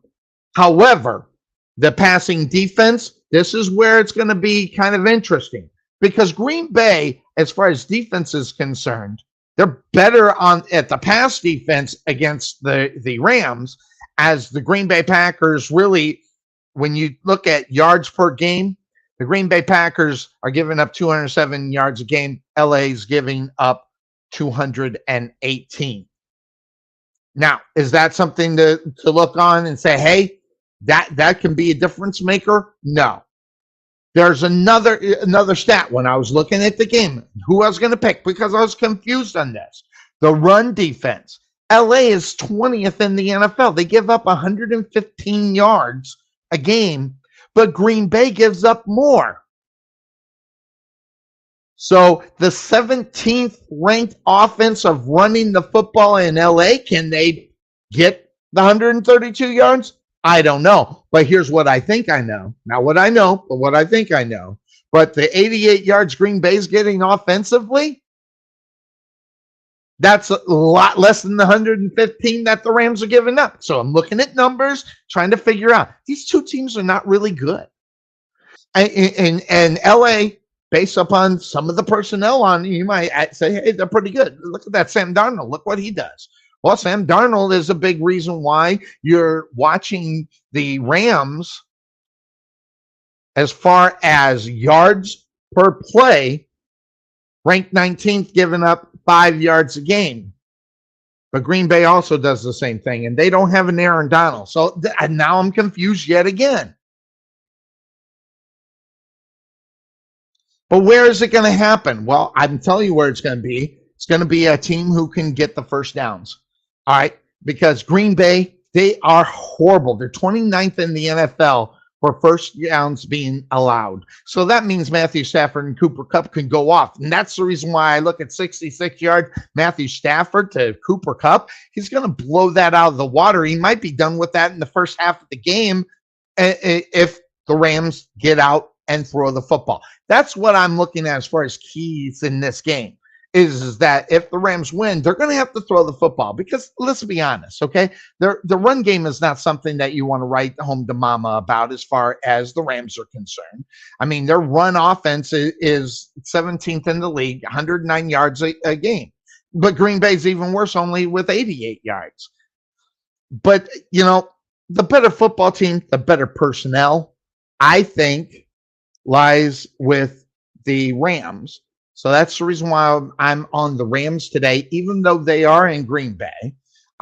If they got more from Jordan Love, I would probably ask myself the question, should I be taking the Green Bay Packers? But the problem is that you look at guys out there, Jordan Love is not even – normally quarterbacks are getting 2 touchdowns a game. Like if you're going to bet a certain number for quarterbacks – you're not going to touch them unless they have at least 2. Well, Jordan Love, the over and under is 1.5. That's because he's not finding the guys that make him successful.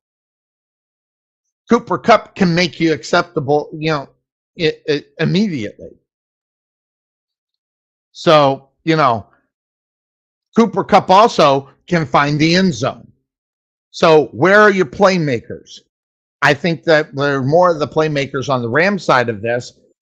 So I'm going to go to the Rams, at least in this one. So that being said, we're going to go to the next game. We'll get Cuervo. We'll back this up when we go because I want to hear what he has as far as the Rams and the Green Bay Packers. But I'm going to go to another terrible football game because it is so, well, I guess you got to ask yourself the question. Is this a good game? The Buccaneers in Houston, I don't even know how I feel about it. All I know is that Baker Mayfield's the quarterback for the Buccaneers. Is that enough for me to go right ahead and take the Buccaneers? Most games, no. Am I even going to take the Buccaneers today? That's a big question. But here's what I know, not what I think I know, but what I know. Every time I pick against Baker Mayfield in one of these measly games, he goes off. Why is that? Is because they're measly teams. Okay, now, I say that because when you look at the game, you got to ask the question. Question is, when you are a football team that somehow doesn't have prospects as far as being dominant in one area, the numbers start skewing. And I'm going to tell you the reason why. When you look at Houston in the NFL, scoring defense, they're number 6 in the NFL. They're tied with the Tampa Bay Buccaneers on scoring defense. When you look at the offense of Tampa Bay, points scored, they're scoring 17 points a game. Guess what? The Houston Texans are scoring 21. So looking at numbers, hey, right now, I like what I see in Houston. But if that just all depends on if you're going to continue on and look at other numbers. The other numbers that might make a difference when you're trying to pick this game. Here's what I know. I like to break down these games in quarters and how they play. And a lot of times you can see a lot of teams in their first quarter, second quarter, and just play awful in one of them. But when I look at Tampa Bay and the Houston Texans, they're almost the same thing except for points scored in the first quarter. Points scored in the first quarter, Tampa Bay doesn't even have a field goal. Now, that being said, Houston scoring about 4 points in the first quarter. Outside of that, in the second quarter, usually a touchdown for both of the teams. In the third quarter, they come out flat. In the fourth quarter is where you see points are being scored. Why is that? It's because they're trying to get back into games because they're so far behind. But now you got two teams that are doing the same exact thing. Then you got to look at the guys out on the football field and what they do and the personnel that is there. And say whatever you want. You can talk about guys that are they really guys that are going to make a difference in the game. Houston has been playing interesting football. By the way, just to let you know, 4 of the last 5 weeks, they're against the spread. They're 4-5. Okay. Now, if you're a spread guy, that makes Texas. I don't know, but who's going to be in the lineup and who is not are going to be keys to every game. So when you're looking at the injuries, Baker Mayfield's probable. He has a knee problem, but he's going to play. Case Keenum is out. Okay, so they're going to still go with the rookie, but they would have done that anyway. But they don't have a backup, so you got to make sure you got to protect your rook. Robert Woods is out of the game. That is a big loss for him at wide receiver. Another guy, Brevin Jordan, he is out. He's got a foot problem. He is out of the game. And then you got problems on the offensive line. You got guys that are questionable, but you also have Charles Heck, who is out. And then you have Nick Boker. He is out. So the offensive line's in question in Houston. And I don't feel comfortable with where we figure out where games are won. Right there on the lines and where and who is going to be available and who's not going to be available for any given week. One of the things that I as far as Tampa Bay is concerned, Matt Feller, he is out. He's got a knee injury. And then on the defensive side, Logan Hall, he is out. He's got a groin injury. So, but those names compared to who are regular, they're kind of further back. So I'm looking at that line when I'm looking at this bad game. Because here's what I think I know. Not what I know, but just kind of what I think I know. Guys that show up once in a while, usually against teams that are kind of like the same as they are, and they're not very good. The Texans right now still have a long way to go, as they showed last week. That game last week against the Panthers, you got to question yourself as far as the Texans are concerned. Now, again, I'm not saying that the Buccaneers, went all haywire last week.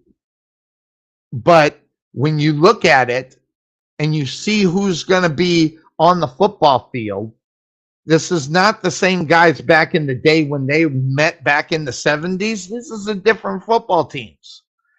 But here's the thing.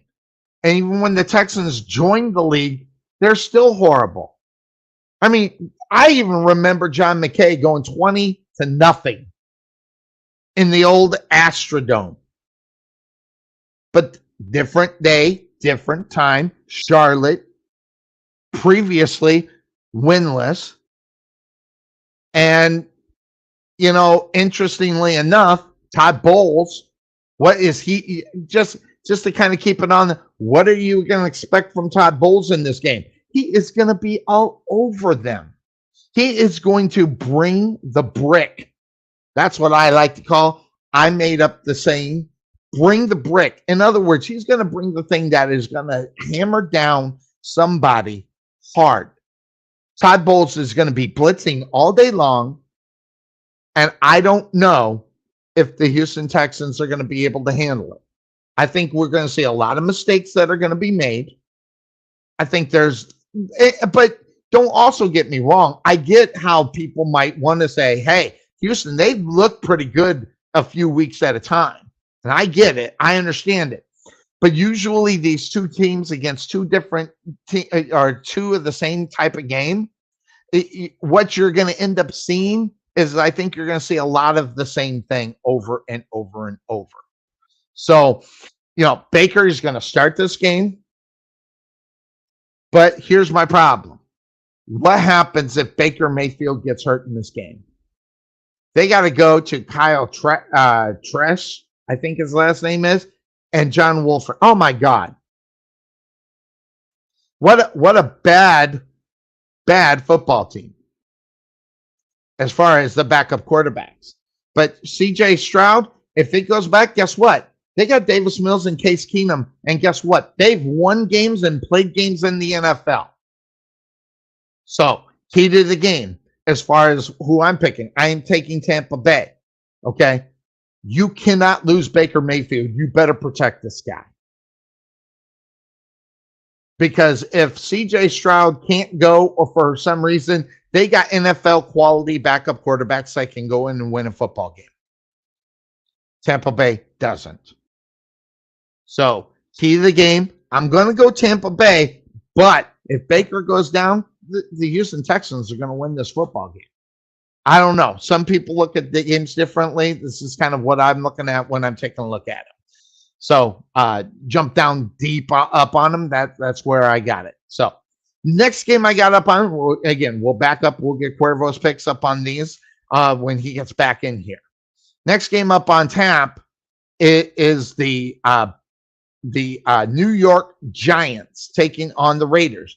God, these are two bad football teams. The couch potato quarter has come into play because I have no idea who to pick in this football game. These are two god-awful football teams, and you can't. Oh my God, they're just that bad. And the Giants, all of a sudden, Jones don't know how to play quarterback. And then you got the Raiders, who are the Raiders, and their craziness that they got going on. But that being said, of course, that's the name of the show. We got him here. Here he is. You dig it, sucker. I always dig it. This is one of my best favorite parts of the week, is because we bring in the guy that knows his stuff. Not only did he know the Steelers would lose to the Jaguars, he knew they'd come back and win after they lost that game. Guess what? It is the one, the only. It is Bryce from Brooklyn. Let me hit this button right here. Cuervo will be back here in just a moment. How you doing? Good to see you, my friend. Good to see you, well, look. On the one hand, it's always good to see you, but this Sunday, it's tough to look at your face. because I have the displeasure of being right about my Steelers against your Jaguars. That was a painful, poor offensive performance. I could see it coming, and I'm like, I've got to look at Sonny next Sunday, and I also want to break my laptop because now he got bragging rights until we play. Just for a while. But they did come back. Hey, listen, your Steelers came back Thursday night. Listen, I'm going to tell you right now, and I'll just throw this out. Will Levis is going to be a good quarterback in this league because look at what he's got in Tennessee. Okay. And if he can start putting it together, if they decide to keep Hopkins out there, if they keep him and try to work this kid's got a future, and the Tennessee Titans can be a good football team. But obviously they've got to get something going on the offensive line. They were very, listen, you can see all the big plays all day long. You can see Hopkins, hey, touch it. But guess what? That offensive line for Tennessee, they better get it fixed fairly quickly if they want to keep Levis upright, because I think that's a big deficiency for Tennessee right now. You know what? I can see that. I will get to that, but I'm not going to run from it. I want to talk about that Jaguars game. Let me tell you something. Sonny, normally, we need to have you tested. Normally. But yes, let me tell you something. You proved to be right about your Jaguars in this regard. They had not been turning the football over. They didn't give it up. They were playing efficient football. Sonny in Pittsburgh in the weather, they were giving it up like. Now our offense couldn't do anything with it because it's just hard to watch. But I tell you what, the Steelers defense, the Steelers didn't lose that game because of their defense. Right. They had miscommunication to Etienne. That was on Joey Porter, the rookie.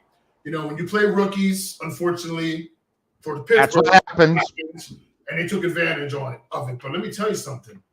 Your Jaguars won that football game. I don't think they deserve to win that football game. I don't think they should either. I was yelling at the screen through the whole first half of that football game. But I'm going to tell you when I knew they weren't going to lose the game. Kenny missed so many wide receivers in that game. Oh my Lord! It was ugly, and that one. I mean, wide open. And here's the problem with it. He wasn't really getting pressured when he missed a wide open Porter going across the screen. There was nobody in his way. That's what scares me about Kenny Pickett, at the quarterback position. So I'm going to ask you. You've seen Bryce from Brooklyn. You know why the fine co-host of this show comes on right at this time? Let me tell you why, Sonny. Because he can't wait to come on this show and start laughing about his boy Maserati Mitch, who comes in the Jaguars and all cue throws the most Mitch Trubisky interception you ever want to see. I'm just like, look, I understand why he's in the league as a backup quarterback, because Mitch is a talented guy physically, but mentally, I'm telling you, if they got rid of him after this year, I wouldn't be mad. It's the same mistake over and every. Over again. Hey, at least that being said, you guys should go after Tyler Heineke, because he doesn't do the same thing over and over. He's just as bad. But get yourself I'm serious. I'm not even joking. You're going to watch him today. Tyler Heineke's going to start today. Okay, and I think you're going to see a good. You guys really need to find that guy. Okay, to back up. If you're going to live your life on Pickett, and that's the question I got before you, is Pickett actually the guy that you guys want to go forward moving with? Or is there a different answer that we don't know about that you got your eye on as far as the quarterback position for the future of this franchise? I know this is lame. I said before this season, I need 9 games in of him starting in this season to tell you. I'm going to extend that and say I need 10. 10, okay. Green Bay game, and then I need the second game against Obie's Browns, which I can't wait for. And then after that, I will give you my full analysis of what I think of Kenny Pickett. So week 11. After we play the Browns, I will know. I think we're going to – some people say they know. I will know after they play the Browns and he gets a second crack for the first time against a division opponent in their place. I'm going to take that whole body of work I've seen on all these starts, and I will be able to have an analysis on what I think of Kenny Pickett. Here's what I'll say about the Jaguars. That's fair, by the way. I think that's fair. Yeah, here's what I'll say about the Jaguars game. You cannot miss wide receivers. Deontay Johnson down in the end zone. It's a touchdown. Just throw it to him. When you miss guys that wide open, it demoralizes your team. I'm going to tell you something. Exactly. Especially defensively. And you're not even on the field when it happens. And it demoralizes your wide receiving core. Let me tell you something. The last 2.5 games, the second half of the Rams, look, Matt Canada's play calling and Matt Canada as an offensive coordinator, they're moving to the sideline against Tennessee. I mean, look, it is what it is, but they haven't not performed because of his play calling the past 2.5 weeks. It's been more execution by the players. There's no question. There's been plays there. They're missing wide open guys. They're slipping down. The offensive line still busting assignments. It's like all of that was on full display against Sonny's Jaguars. And every time Maserati Mitch comes in, I hear Cuervo laughing from his apartment. Of course he is. Every time. It disgusts me. Hey, Bryce, that Maserati needs an oil change, brother. Let me tell you. It's way overdue for an oil change. It's the same mistakes over and over again. It's mind-numbing. Oh no! Yeah. And here's the thing: when that happened, I was sitting next to Bryce, imaginary, and he was. This is total BS. He knew what was coming. He knew what was coming, and then the game, as hard as it was to watch, right to that point, you just knew it was going to get worse, and at that point, you just throw your hands up and go, Jaguars. See, but here's the thing. That's not the game that's going to impress me about the Jaguars, okay? No offense against your Steelers. They weren't one of the top 5. I want to see them play really well and get wins. And even if they got to grub it out, get the wins against the top 5 teams that they're playing this year. And right now, they are 2-1 against the top 5 that they are playing this year. So if they continue on that, you're going to have to worry about the Jaguars. I'm not talking the AFC Championship game, okay? I'm talking the first 2 rounds of the AFC playoffs. You better watch out for them. Go ahead, Cuervo. Why not? I think Jacksonville's got the potential to make an AFC Championship game.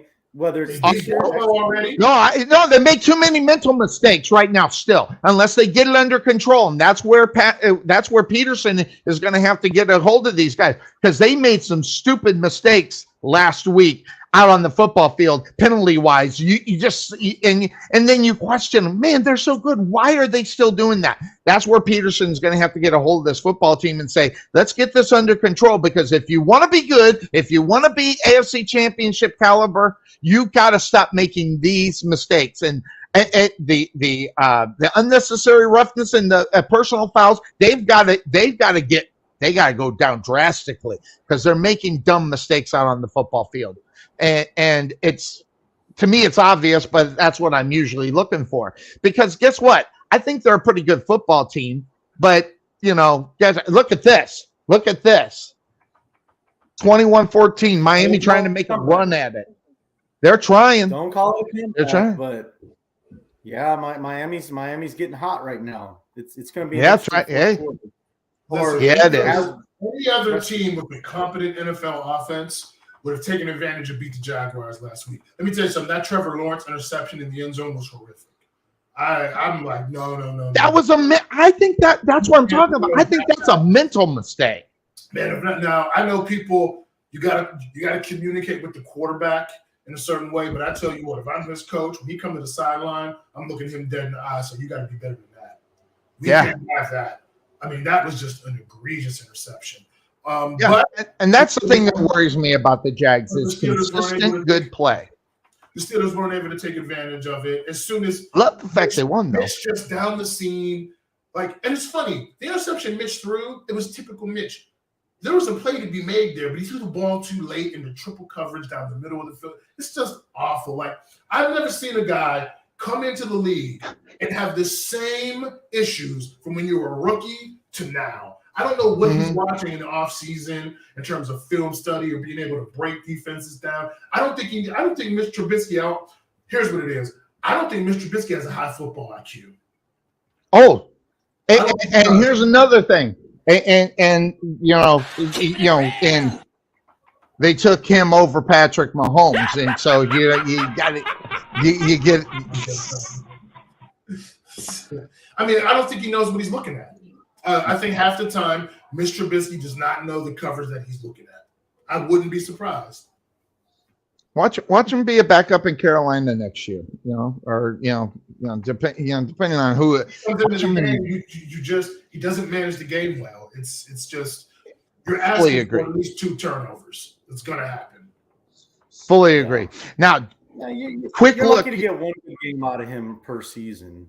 You get one good game, and that's. I mean, look, the stats are misleading. Look, Mitch has some good stats for his career. They're not crazy, but it's just the in-game decision making.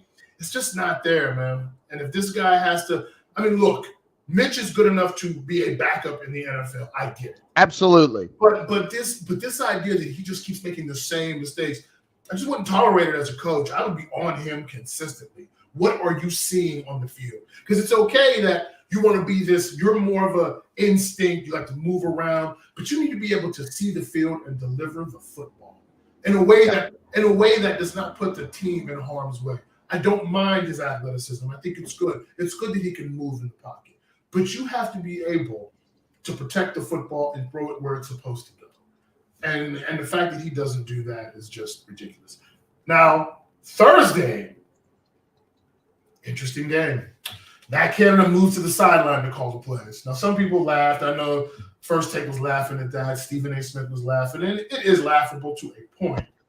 But I think when you listen to Matt Canada's press conferences and you just watch him over the years, I don't know how consistent this is going to be, but it could be a good move because this type of coach needs to be accountable. He needs to be he got to be on the sideline and feel the heat a little bit because he can sit up in his press box and call these plays and be removed. No, now you got to go see the receivers and the running backs looking at you funny when you're calling some of these plays. Or you got to be able to communicate and coach. As Mike Tomlin says, you can't run from coaching. So you got to run and coach these guys and get them to see. That's his biggest thing, too. The play calling, yes, and he's not a good communicator in getting guys to buy in and see what he's seeing. Fully agree. Now you're forcing him to do that. I thought offensively it was an efficient showing. It's still not great. Why are they not playing? By the way, why are they not playing Mason Rudolph? That's just my question. I know he's not great, but he's better than Mitchell Trubisky, isn't he? Kenny Pickett is better than him. That's why. Do you honestly think Mitchell Trubisky is better than Mason Rudolph? They like the fact that Mitch can move. Mason Rudolph is a statue, and quite frankly, I've seen Mason. I know what he is. I don't mind them not playing him. They like Mitch. I think when it comes down to it, they like Mitch's mobility. And he does have the pedigree of being a starter, even though I don't think he sees the field well.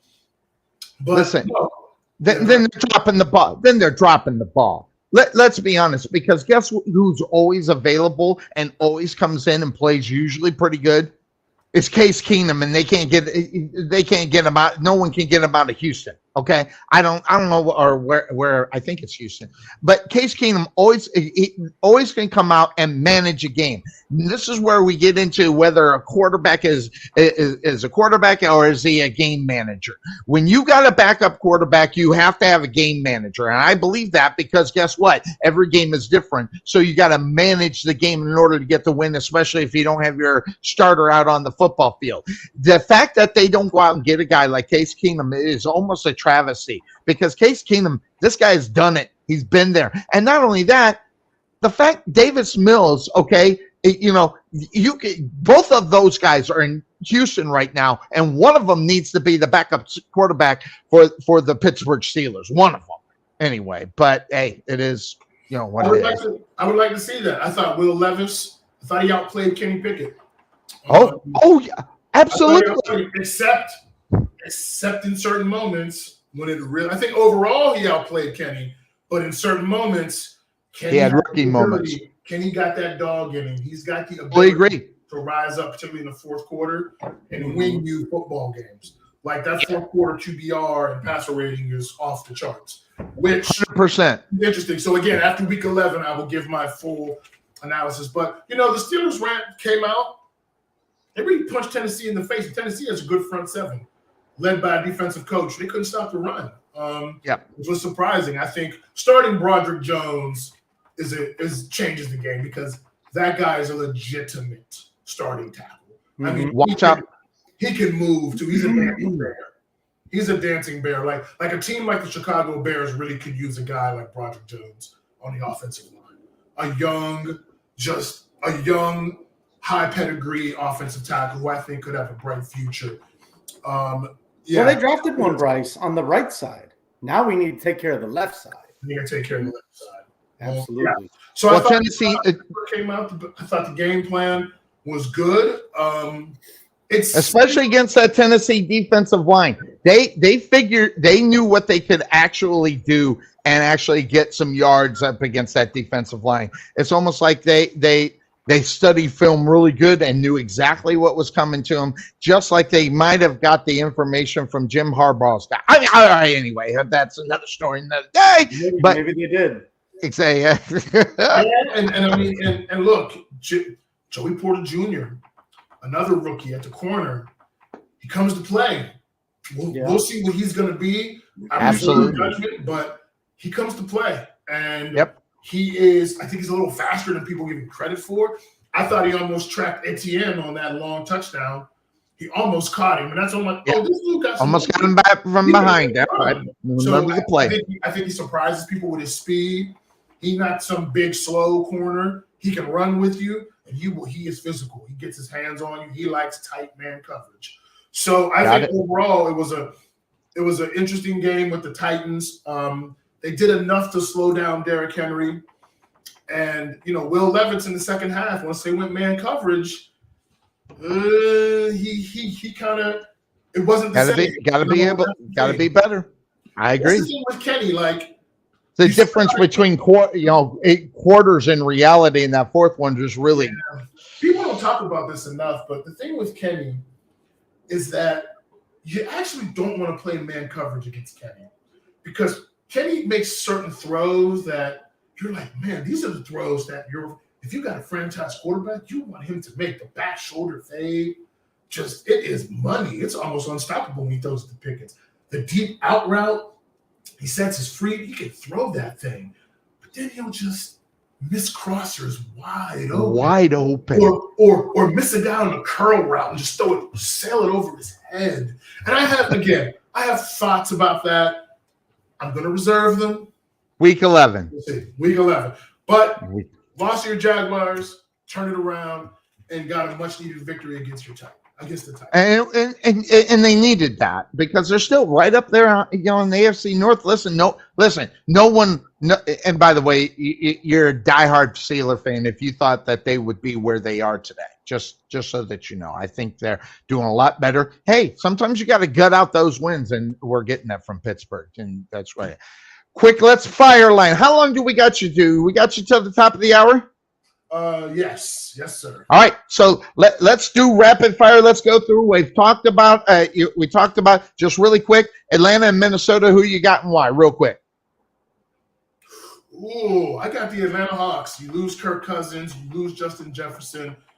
I mean, look, the only way I see the Vikings coming out of this is if Cam Akers gets 35 carries. Gotcha, and we're all on that one. But that plays more into Atlanta's hands. That Atlanta is also kind of like Pittsburgh. They want to run the football, take the air out of the ball, shorten the game, maybe let it come down so Drake London can make a couple plays, Pitts can make a couple plays, and then get the win. So I'm going to go with Atlanta on this one. And the Browns right there, they're taking on the Arizona Cardinals. A great week to take them so they can keep in line with your Steelers in reality. If they're going to keep going. You got Arizona and Cleveland. Who you got in that one? We're both on Cleveland. We were both on Atlanta. Who do you got? I'm on Cleveland. I think, again, they still have a good 1-2. They still have a good 1-2 punch with Ford and with – oh, my goodness. Why is this Kareem Hunt? Kareem Hunt, yeah. So they still have that. And, the Browns have a good defense, so I think it's too much for the Cardinals today.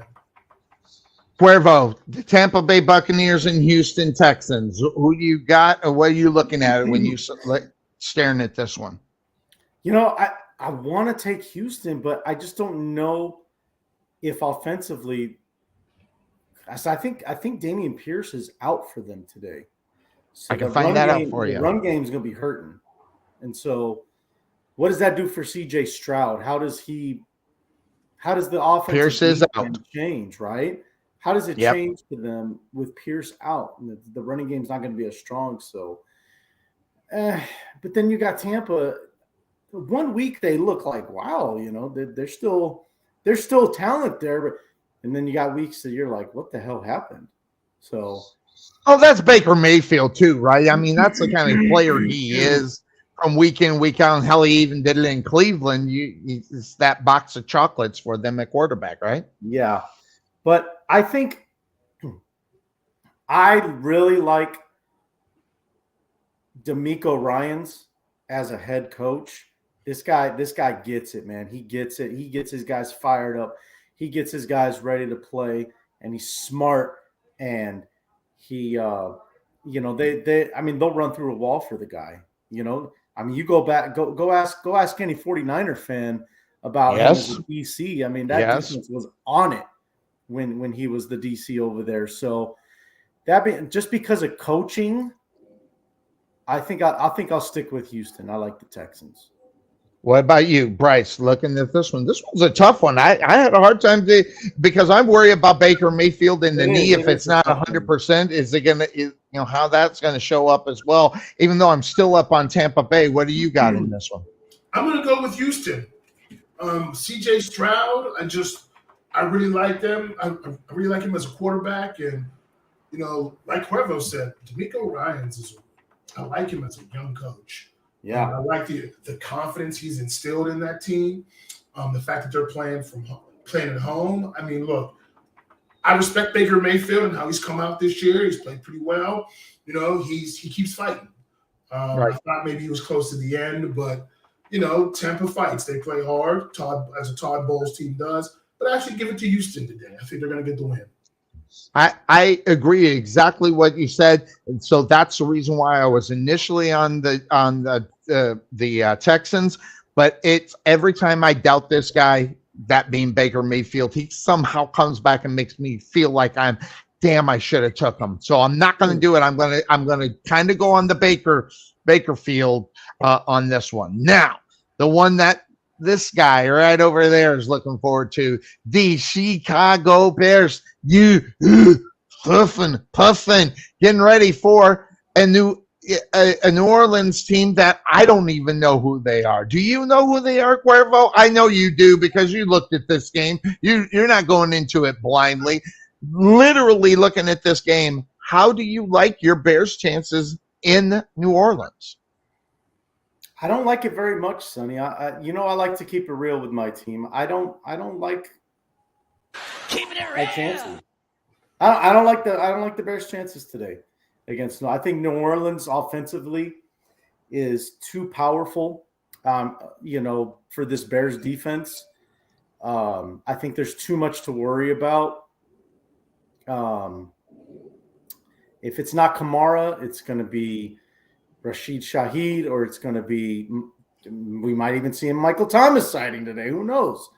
Hey, he's happy. He's happy with Derek Carr, but now since he's not in the lineup, will he be injured or hurt? I don't know. Yeah, well, but you know what? This is one of those games where, for Derek Carr, if you need a bounce back game, this is going to be the game for him. So, I agree. Yeah. All right, Bryce, what do you think? You looking? Is this Derek Carr? Are we going to get a Derek Carr sighting? I mean, the Derek Carr from year 3, 4, and 5 when he was really good. I'll even put it out there. That guy had some skills. Now he's in year this is 9 or 10, one of the two. He's in one. Have you decided, is he good enough to beat the Bears here today? I think very highly of our fine co-host. Love his analysis. He's always been from day one. He's pretty, even though he's that hard, he's very even kill. I always respect that, even though I think he has not done a good job of reining you in, Sonny, to get you tested sometimes. So therefore, he's been complicit in some of your silly rantings. You're right. I don't hold that against him. But that being said, because that's the name of this show, Cuervo, I hate to do it to you, but I think I think the Bears hang tough. They haven't given up on the season. A lot's going on.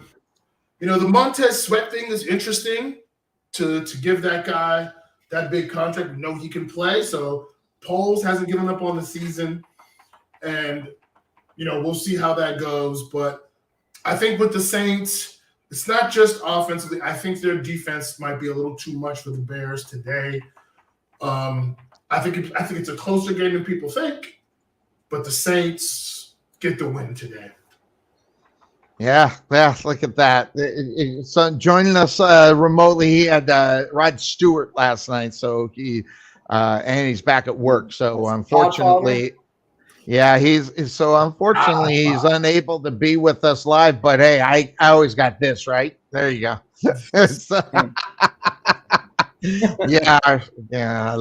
I love it. So anyway, the pod.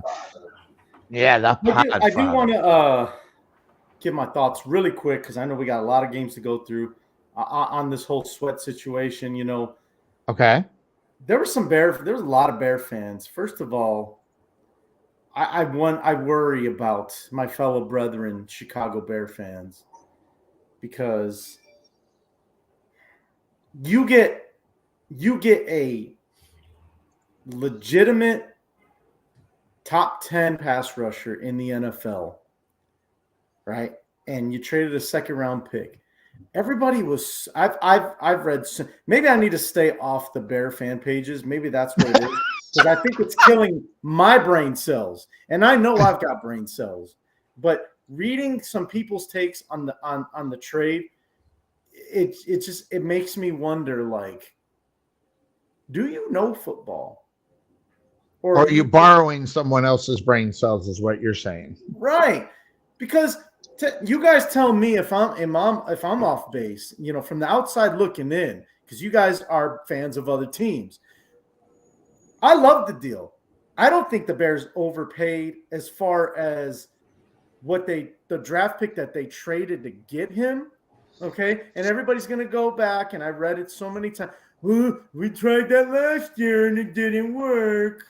By the way, you're welcome for that, Bryce. You are more than what you're welcome for that deal. We took Chase Claypool off your hands. Yeah. And then we dumped him to Miami a few weeks ago. Yes. And so and that gave us Joey Porter Jr. Correct. Thank you so much. Correct. I got you, Bryce. That deal was made because I was like, listen, I got a guy. He's a diehard Steeler fan. We need to get this deal done because they need help in the secondary. So and you made up for it with sending Mitch over our way and absolutely and laughing. And that's what we do.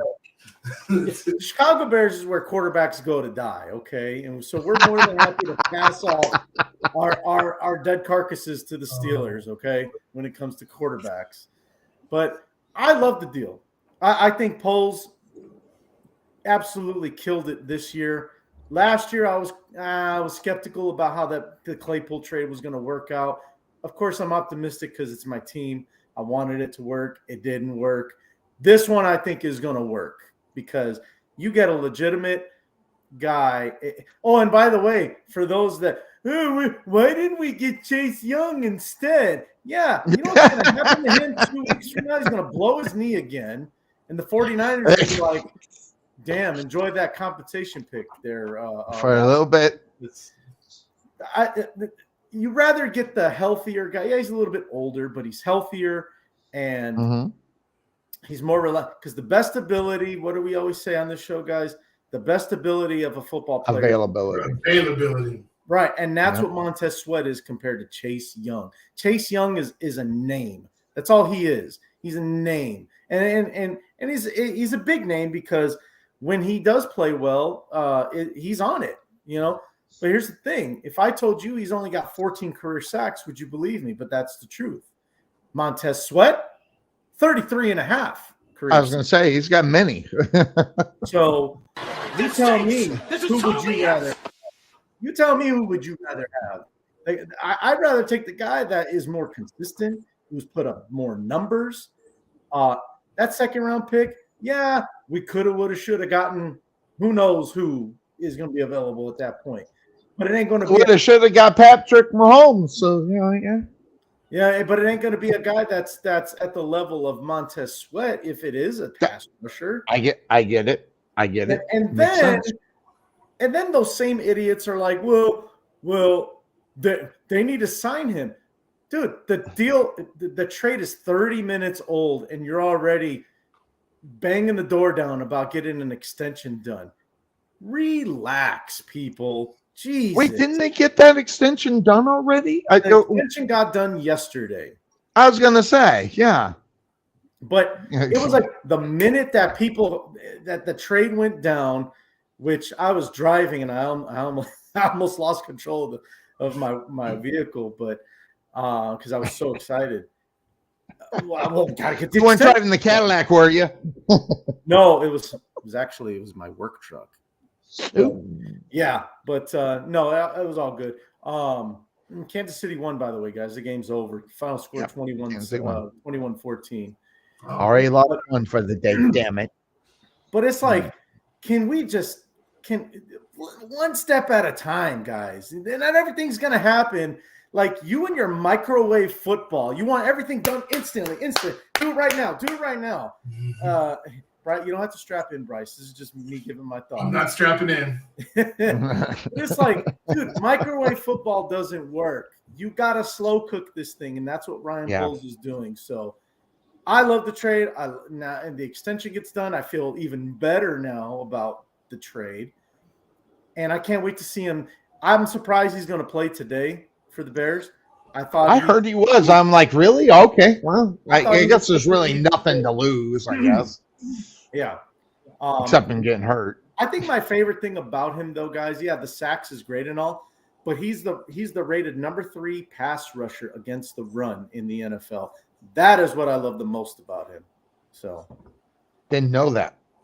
He sure is. Yes, I knew a lot, but I did not know that. So, all right, rapid fire. Two bad teams, Giants. Oakland. I did it again. That Las Vegas Raiders. God, all of a sudden Daniel Jones sucks. I mean, he was actually pretty good for the last couple of years, and now, man, this guy don't know how to play. Now, listen, I'm not saying he's Jimmy Garoppolo or anything. I'm just saying he was pretty good. But that means you get Jones and Garoppolo. I don't even know if Garoppolo's playing. But God, the Giants are god awful. I don't know, Bryce. I know you're not a Jimmy Garoppolo fan, but I am. But looking at this game, what are you looking at as far as that? First of all, Daniel Jones has been serviceable. He has not been very good. No, he hasn't. He's been adequate. Is he $35 million serviceable? Yeah, he got signed like he's a superstar. What a joke! That is such a joke. What a bad luck thing, too, man. Jeez, they were thinking about giving up on him, and then they signed him. This game is a pick 'em. Antonio Pierce is the interim head coach. I think that gives them a spark. Yeah. Maybe they get some momentum. They're at home. I'm going to go with the Raiders, but I'm not confident in this pick. Oh, I don't think anybody can be. Just what everything that I'm reading, you're going to get Jimmy G at quarterback. So, no, he's not. Who's going to quarterback? Because I thought what's his nose was, what's his name? The one I hate. Well, there's a lot of them. Sorry, that probably didn't help you. Brian Hoyer, yeah, Hoyer's out? I don't know if he's out, but no, Hoyer is out. Okay, well there you go. So sometimes, Bryce, I wonder sometimes, does Sonny actually live under a rock? I do. Oh, that's right. They put him on IR, didn't they? He might. Who? Didn't they put Jimmy G on IR? Oh, Sonny, no. Jimmy G was hurt. He did have a back issue. Was it back? I think it was a back issue. Right. They wheeled him there. They're worried about him. They took him directly to the hospital from that game. So as if the Bears week wasn't interesting with the Sweat trade, and then they fired their running backs coach for another HR issue. That's the second one in this season, right? That the Chicago Bears have dealt with. I don't know if you guys heard about that. The Bears fired their running back coach. Yes, I did hear that. HR violation. I don't know what it was, but I don't think I want to know. But anyways. Wait, I thought that was the main one. There was another one? There was a second one this week, Bryce. Yeah. Yeah. So the first one was the defensive coordinator, Alan Williams. Yes, that's what This week was David Walker, the running backs coach, that got fired for an HR violation. And I don't know what it was, but I don't think I want to know. So anyhow, the Raiders this week, they fire McDaniels. They fire their GM. Yes. Sonny, put this one in your notes, mental notes. Jimmy Garoppolo, who you said was the second best quarterback in the division back in his Niner days. Back in the days, yes. Which introduced us to the what clip. So we thank you for that.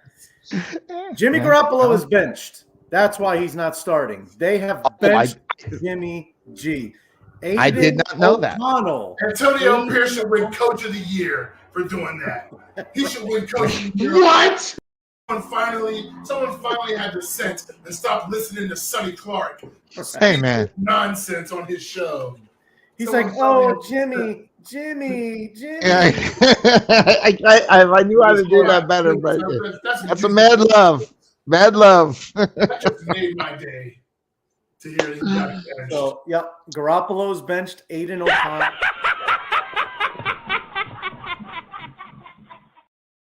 Yep. So there you go.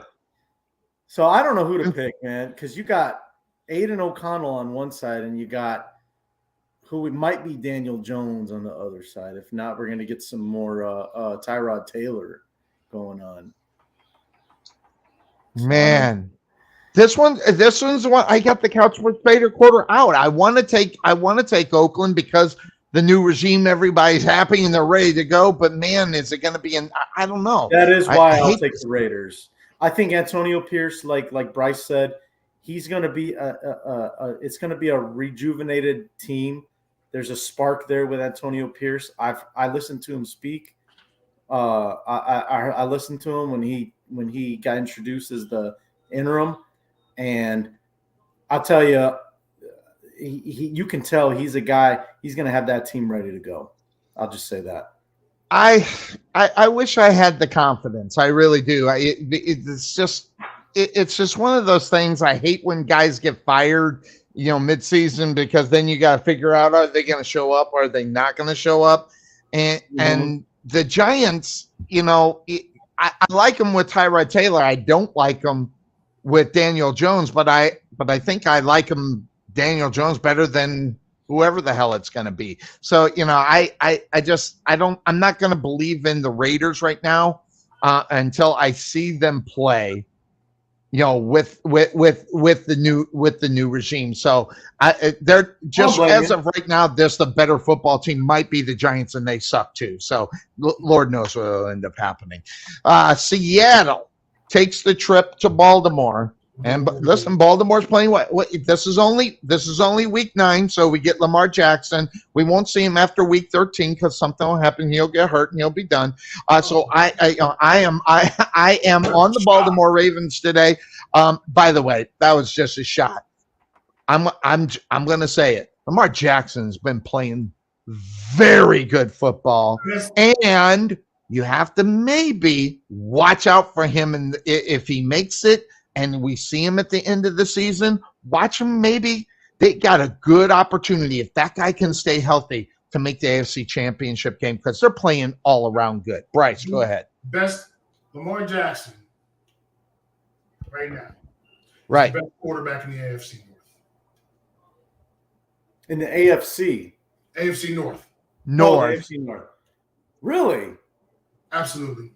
Burrows is beginning to consistently. I'll agree with you, but as far as the role is concerned, watch out for Burrows. He's getting better like he always does every year. There's no knock on Joe Burrow. It's just people, I think, actually underestimate Lamar Jackson. Lamar Jackson, look, Pittsburgh beat Baltimore, should have lost. Lamar Jackson's receivers dropped 4 or 5 passes. Absolutely. Right on their hands. They're just dropping touchdowns. Agreed. Pittsburgh in the game. Should have lost that game. They catch those passes. That game's 24-3. It's not even close. We'll take the win, but let's just be honest. Lamar Jackson, as a runner, as a thrower of the football, as a guy that can stress your defense, he's more dangerous than Joe Burrow. I think he's gotten better. 100%. He's gotten better for the last 3 years, slowly but surely getting better. Yes, we'll still call him a running quarterback, but if you don't watch him, he'll throw the ball on you 50 yards down the field and you won't know what happened. And I don't think I'm not buying in Seattle being a good football team, even though I've picked them, 4 times this year. I'm 3-1 with that pick, by the way, just so that you know. But I just think Baltimore's too much. What do you think, Cuervo, going up against Seattle? Yeah, I think this is going to be a pretty good game, actually. I think it will be too. I can't wait to see Lamar against that Seahawk defense. The trade for Leonard Williams goes down. They bring Frank Clark back. So I want to see Lamar against that Seattle defense. Now, the advantage is that the Ravens are at home. So with that said, Lamar, he's a pain in the ass no matter where he plays. But when they're in Baltimore, he is a real pain in the ass to coach and play against. So give me the Ravens. I think they're going to get it done today. I'm gonna go with the Ravens as well. Yep. Obi's on his way to San Diego. He's a California guy. He goes there all the time from Arizona, so he's on his way. That's why he's not here. I miss him. We need to get him back up on the air. Now, the Rams. He's going to be ready in 2 weeks. Yeah, I'll tell him he's got a date. Absolutely. I was traveling. I missed the first time, and it made me, and I was sad I couldn't be here. I'm going to be here for that game. There you go. Rams in Green Bay. This one here, I just think there's too much Stafford, too much Cooper, and say whatever you want. Jordan Love's slowly getting better. He's not slowly getting better enough to beat LA, I think, regardless of the situation, even though they're in Green Bay. Bryce, looking at Rams, Green Bay. I'm on the Rams. I just think it's going to be the Cooper Cup show today. What do you got in this one? I think this is another one that could be closer than people think. And just again, Green Bay, I think they've got a lot of issues. I think they're young, they're figuring it out. Yeah, that's music to my ears. Oh, absolutely. Absolutely. But at the same time, I'm not gonna say Jordan Love is the guy for them, but I tell you what, I like what I'm seeing from this young guy. He'll get it out. Yeah, I think there's something there. He represents himself well, so we'll see. Having said that, I do think the Rams are a little bit too much today at home. I think there's going to be a lot of Green Bay fans there, but I think the Rams have enough talent to get it done. Puka Nacua and Cooper Kupp are just tough to deal with. So they are in Green Bay. They're in Green Bay, yes. I thought they were in LA. I'm sorry. That was my bad. Even still, I think Puka and Cooper are a little bit too much. I agree. Cuervo, what do you think? I know you hate the Packers, and for good reason. Let's see if he's going to go with his heart or his head. Yeah, I know. What scares me about taking the Rams, guys, is you're probably not going to see Matthew Stafford today. So who's starting for the Rams? Is it Wolford? I don't know who their backup is, but that's scary to go into Green Bay without Matthew Stafford. Not to say that Green Bay is anything special, but I don't know. That's tough though. It's tough because that defense They may be able to get to the quarterback. I don't know. Rashawn Gary gets his deal. Maybe he's motivated to play. Or maybe it's the total opposite, and he's like, I got paid. I'm good. I'll just Matthew Stafford is out. Right. So I didn't catch who the starter is going to be for the Rams today. So that's what scares me about taking them. But okay. But the Packers also stink. Rippin. They stink. Brett Rippin. Brett Rippin is starting for the Rams? That's what it says. Oh, okay. I think I'm ready to change my pick. Yeah, I don't know if I want to take the Rams on the road up there against those guys. I'm going to change my pick. Listen, I know enough about Brett Rippin not to put your point on for it. So I am changing my pick right now to the Green Bay Packers. Yeah, Brett Rippin is Brett Rippin, and listen, he's a third quarterback. He's not a backup quarterback. He's the third, and that's gonna. I think depending on what could end up happening, maybe we'll see the emergence of what the new quarterback for the Green Bay Packers are going to be able to do. So do we see the future unfold right before us against the LA Rams? It might be a good indicator. So Washington and the Patriots, what a bad football game. When's the last time we said we're going to see a bad football game with the Patriots, with both of the teams where you don't have to think very much about it? Well, I thought a little bit about it. I'm actually on the Washington Redskins. Commanders. I'm on the Commanders today. Right now, I don't care what Bill Belichick can do. I'm just not trusting this football team moving forward against a team that somehow figures out how to pull it out of their behinds. And right now, Washington's kind of doing that right now. I'm on Washington. What do you got there? Big time there, Bryce from Brooklyn. So I'm going the opposite. I think New England mucks this game up, makes it a low-scoring defensive game. I think that favors them, and I think at home they get the victory. So Cuervo, what do you think in this one? Yeah, I think I like New England too. It's not because I have confidence in them. I just think with all the change that's happened in the past week. For Washington, you lose both pass rushers to trade. That's right. I forgot they lost them. You're right. I'm changing that pick right now if I'm able. Yeah. Just defensively, it ain't going to be the same Washington Commanders up front. I think you're right. Seeing.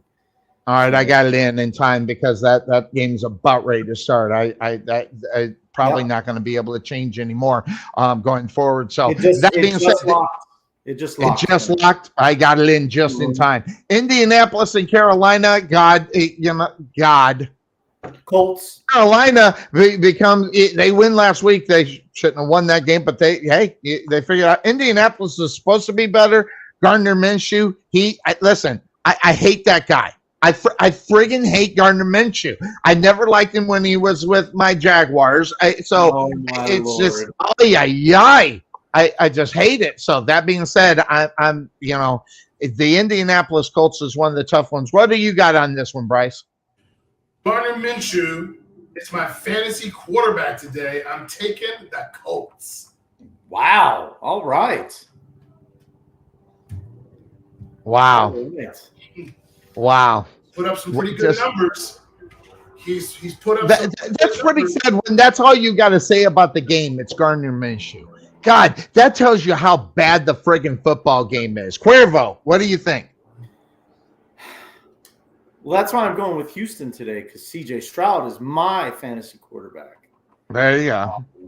But I like the Colts today.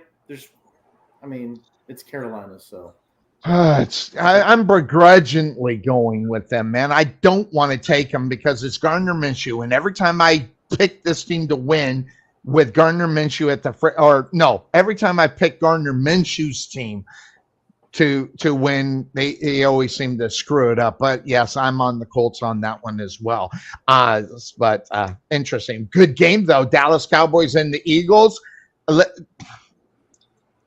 This one's a tough one. I mean, yes, on the road, Dallas, they showed that they can play.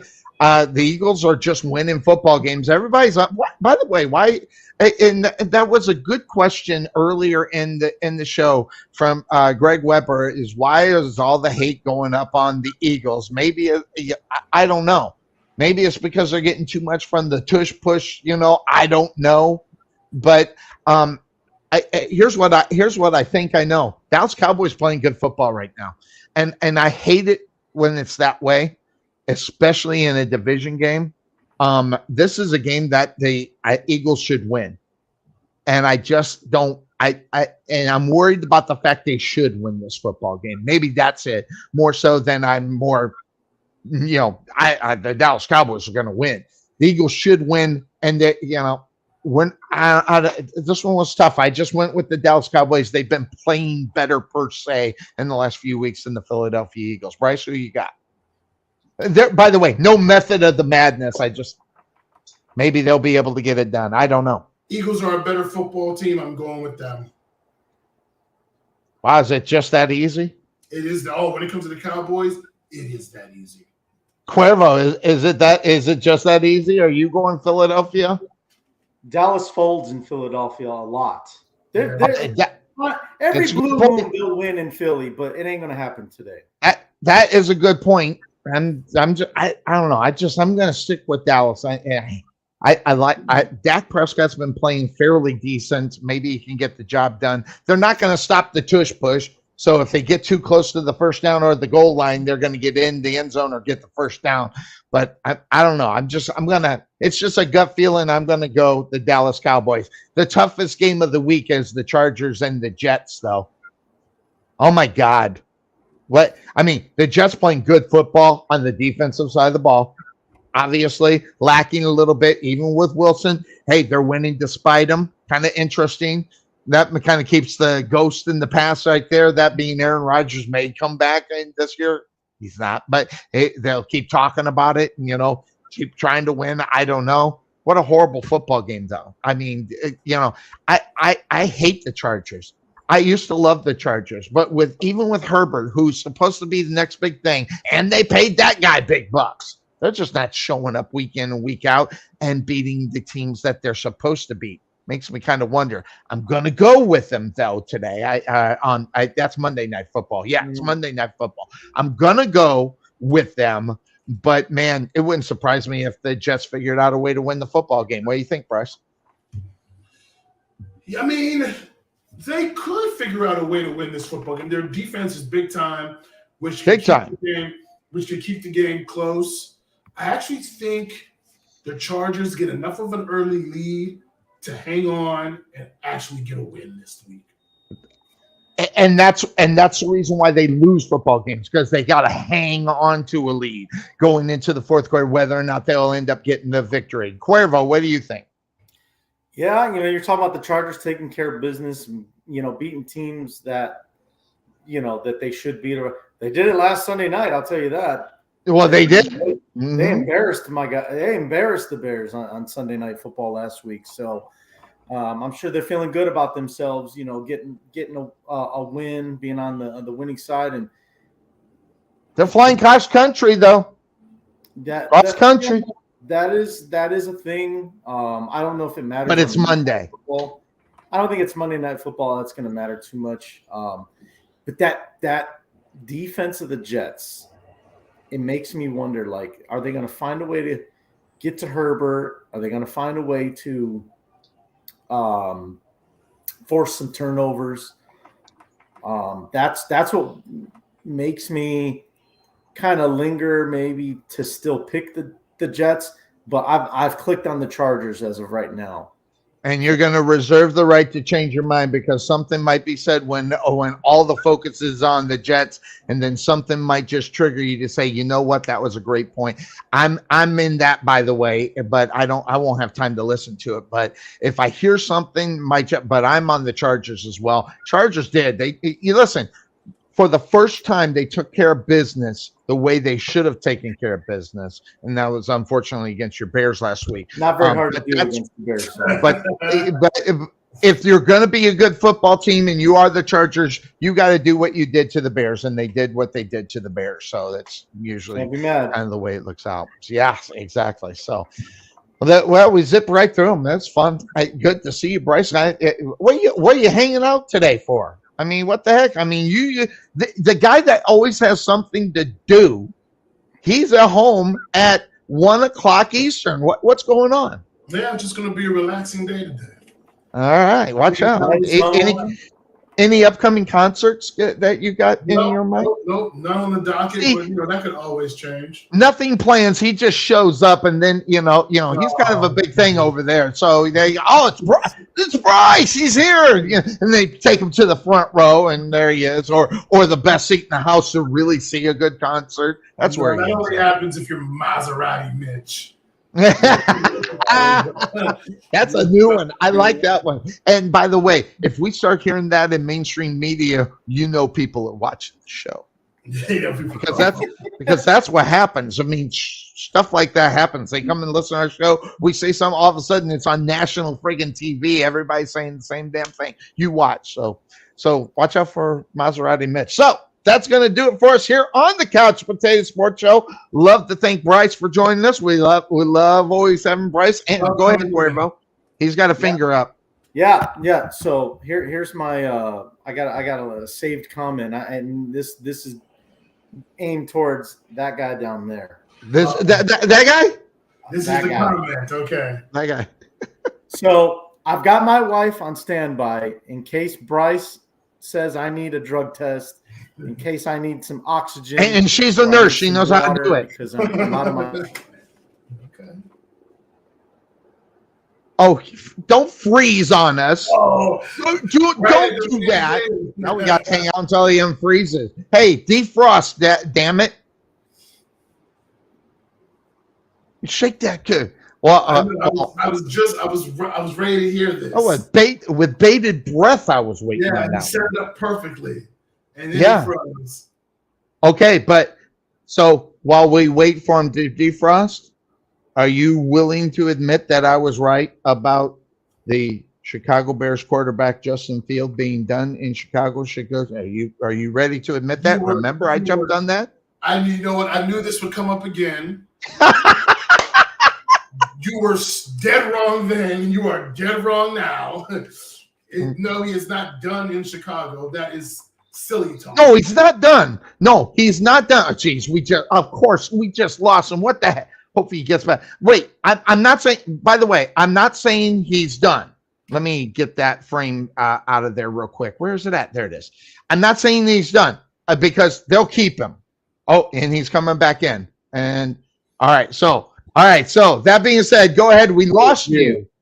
And you were about ready to see. We might need to see if you're drug tested. What were you going to say? Yeah, just let me know Bryce, let me know if I need a drug test on this one. All right. I've watched, obviously I haven't watched as much Steelers football as you this season. But when I watch them, okay, I know what my eyes tell me. I don't know if they tell you something different. They probably do. But when I watch the Pittsburgh Steelers, I know in my opinion. I know where this is going. Go ahead. In my opinion, I think the best defensive player on that team is not named TJ Watt. Okay. Oh, this is going somewhere else. And who is it? When I watch the Steelers, let me tell you, that guy, Alex Highsmith, that guy is the real deal, man. Oh, I agree with you, but I don't think he's better than TJ. But that guy's a stud. Really? Wait. So you're saying, I love Alex. You think he's better than TJ Watt? He's playing. Or is he going to be better? Or is he going better than him right now? So we got to do we got to Randy Galloway him and tell him to watch the damn game? I guess maybe. I don't know. Like I said, I see it different. Obviously, I can't compare the resident Steeler fan of who is playing better. I just know what I see when I watch him. Highsmith's all over the place. You know, you get a flash of TJ every now and then. But Highsmith, when I watch the Steeler defense, he's everywhere. He's all over the field making plays. I'm glad it's not me. Normally it's me. Is that the test result of the drug test? Yeah, it is. There's a lot to read here. Addicted. Okay. TJ Watt is making a play here or there. Wow, what a statement. Yeah. Cuervo, man, I love you, man. I love coming on the show. You are definitely the level-headedness. You keep Sonny calm, but you have gone off the rails with this take. There we go. All right. You really have. Okay. Only because it's not just the plays TJ makes. It's his impact on the offense. They have to design everything to stop him. I agree. He is this guy is really an MVP candidate. And all you need to know is look at the record of the Steelers when he starts versus when he doesn't. I think it's right there. Like I'm saying, the guy is I've said this, he is the closest thing to Lawrence Taylor that we have seen in the league. He's the closest thing. His impact, whether it's in coverage, wrecking the game, stopping the run, nothing this guy can't do. He is a playmaker, forcing turnovers. Sonny talked about the offensive line of Tennessee before you came on. A lot of injuries. Mm-hmm. And a lot of that is compounded with the fact that none of those guys can block him. Absolutely. You always have to put two on him. He's beating two guys. His motor never stops, plays the right way. And the game plan is around TJ Watt. He has allowed Alex Highsmith to develop into the player you're looking at. Alex Highsmith was good last year when TJ wasn't here, but he wasn't the game changer that TJ is. So, no, Cuervo, you have gone off the rails, and I want Carla to come in and make sure that she takes care of you, stays in the intervention, and tells you relax. I probably need to lay off. I don't know what's in this coffee, but it's probably not good for me. So it might not be. It might be something that's really bad. I think one of the main reasons Pittsburgh's 5-3 is because they have the best edge rushing duo in the league. And so because they do, it's just hard to contain those guys all game. They're wrecking games. But yeah, and the thing is, it's not that I don't think TJ's good or that I think career-wise, you can't debate. There's no debate. You can't debate. You can't even compare the two.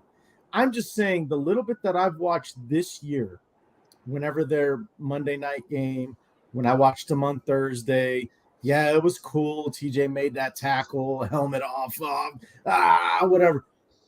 But when I really I sit there and I watch and I'm like, fucking Highsmith is everywhere. And maybe it's just me.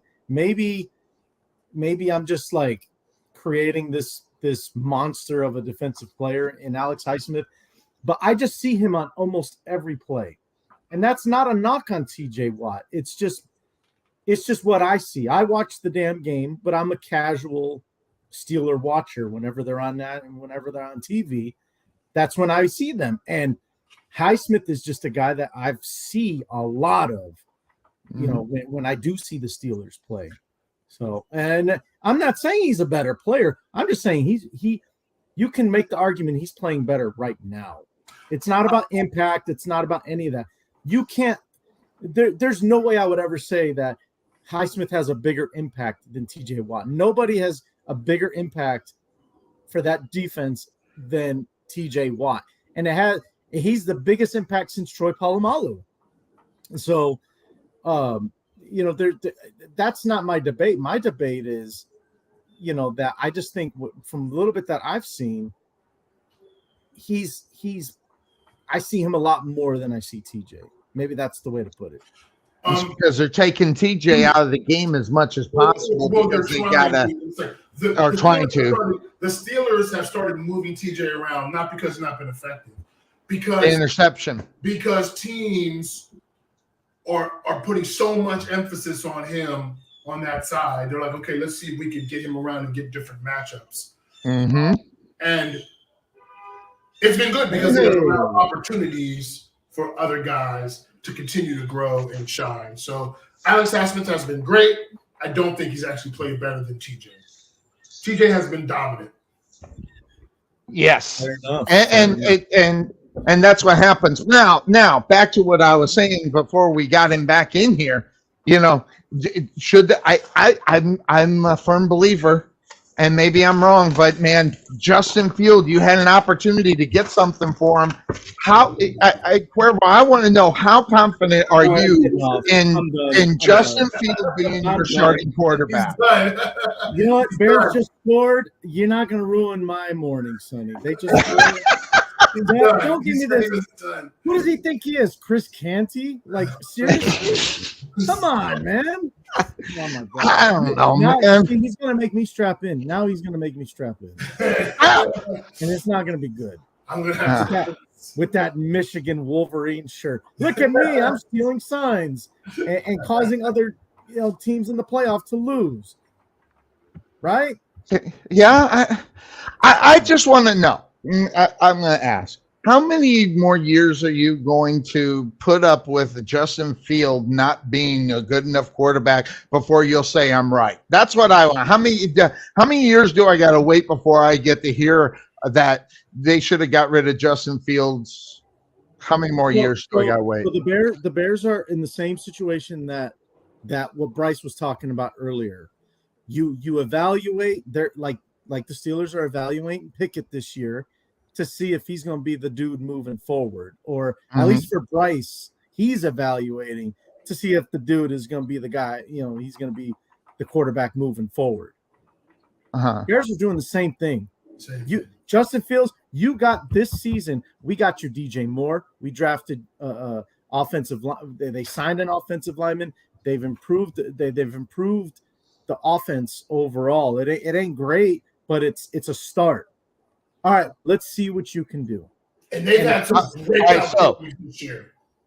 Right. They've had some breakout games. Absolutely. Like monster games to DJ Moore. Yeah, that Commanders game. So next year. So I got to wait until he sucks it up next year, or do I got to just wait until the end of this year No, the decision will be made at the end of this season. Like, okay, is Fields the guy moving forward, or are we gonna look at with the first round picks that the Bears have? Are they gonna look at quarterback? And I'm gonna tell you right now, put me on the record, drug test me all you want. I don't like Caleb Williams at all. I don't like him. I pray that the Bears don't take the bait and draft him. If that's what they decide to do, take a quarterback, please, no Caleb Williams. I'm not a fan.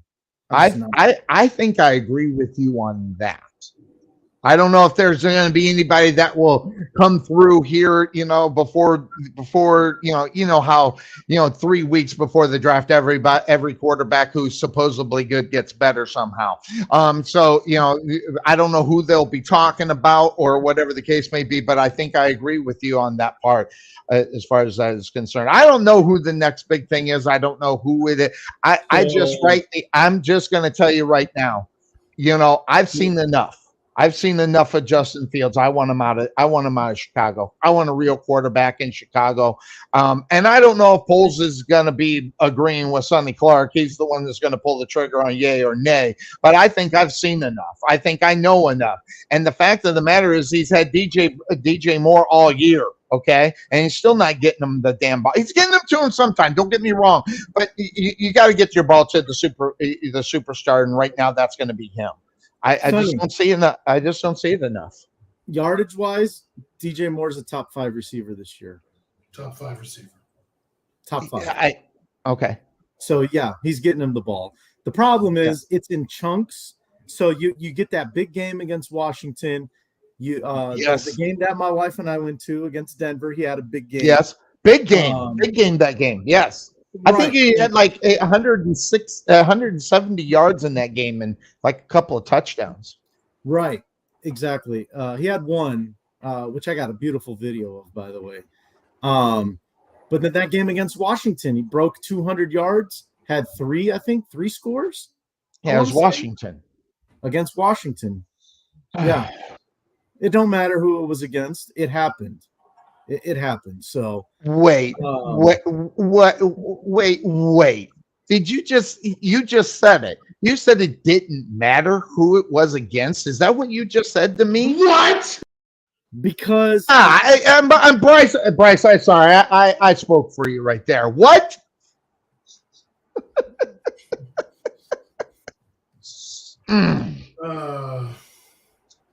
Justin Fields.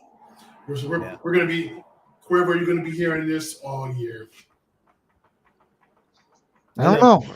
When is enough? When is it enough? Quarterback.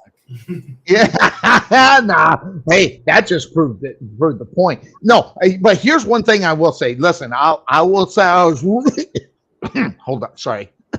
I might have been a little bit not correct. I think he's getting better throwing the ball down the field. I do. I'll admit that and that might be the DJ Moore effect. Might be there for him. So that's nice. But I think he needs to do it consistently and with other players instead of just one guy. So I would like to see. But so that's what I'm saying about him is I'm not seeing consistent enough quarterback play. Whether you want to call him a running quarterback or if you want to call him pocket, it's not good enough. What's their record? The Bears are 2-6. Man, so if it's not portionally a problem with him, what else is the problem outside of what I think it might be, which stands out to be? Now, see, I can speak on this. Right. My Alex Highsmith take obviously was not the right one because Bryce, Bryce clearly saw the test results and they were off the charts. So, but I can speak on Fields, and what I'll say about Fields is he's got a lot of bad habits. When you watch him play, Fields has some really bad habits that he needs to work on. But I think the most important thing for him is confidence. I think he lacks confidence in himself to be able to make certain plays.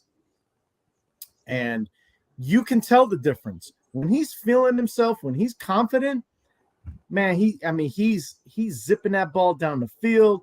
He putting up numbers. But when he starts to lack confidence for whatever reason, whether it's the offensive line's playing a bad game and he's getting bum rushed in 1.5 seconds or whatever, his problem then he reverts back to the bad habits that he has, holding on the ball too long, not letting plays develop, trying to do too much with his legs, and those are when the bad habits come out. But just like most quarterbacks, when the offensive line is doing their job, they're protecting him. Fields can make some stuff happen. So it's just that whole holding on to the ball too long thing is driving a lot of Bear fans crazy. I get it. There's got to be a mental clock in your head that you got to let the ball go within 2 to 3 seconds. You got to know where to go with the ball. Right. And I think that's more of it. He doesn't know where to go with the ball. And now, granted, your first target's going to be Moore, but if you don't know where you're going to go after Moore, that's just where's one of the problems that I see with Justin Fields in reality, and that probably comes from confidence because no one's stepping up to be that guy he can throw that ball to. He's got to work on his progressions. He's got to know how to, first option, no, section, third, boom. And ball's gone. Like this, like I'm watching right now, Tyson Bagent, the pass that the touchdown he just threw to Cole Kmet, you could see him going through the progressions, and then he sees Kmet in the corner, boom, 6. So that's what Justin Fields needs to improve on, is working through his progressions, confidence, and just getting the ball. I don't think that's the problem. When he does throw, it's not bad throws. It's just having the confidence and going through your progressions to get the ball to the right guy. I gotta head on out, fellas. But same, I gotta go too. We got to get going. We got to get into the NFL. Thanks, everybody, for joining, especially Bryce for hanging on for as long as he did. And, of course, the fine co-host of this program, that being Cuervo.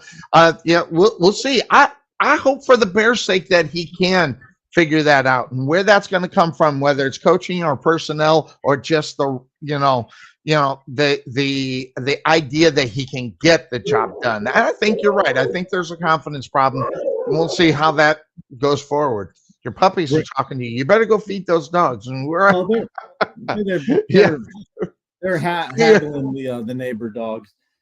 Yeah. Regardless, no matter what direction they go, quarterback wise, Sonny, next year, the decision that, regardless of what happens with that, the Chicago Bears, the number one thing that needs to happen in this offseason is everybody, the coaching staff from Matt Eberflus down, every single coordinator, every single position coach, everybody needs to be passes a background check. No, I'm just gone, fired. See you later. Have a nice day. So long. That we need a completely new coaching staff in Chicago. Everybody from Eberflus down, and then you can decide where are we going at quarterback. From Cuervo's mouth to the gods, maybe that happens. So love it. All right, Cuervo, always good to see you, my friend. Hope Likewise. You have a great rest of your day. How's your schedule next week? You got something going on as far as you know next week? I don't think so. I think I'll be ready to go. Yeah, I think we'll be good. Cool. Rock and roll. We will get you next time. Podfather will be back next week, I'm sure. So that's going to do it for us on the Couch Potato Sports Show. Everybody have a good one. Catch you next week. Bear down. And those in the area, come see me as Santa over at Dickie's Barbecue Pit. I will be playing the role of Santa Claus, handing out just got my candy canes at noon. They just got delivered. So that's going to do it for us here on the Couch Potato Sports Show. You'll see pictures. We're out of here, everybody. Bye-bye.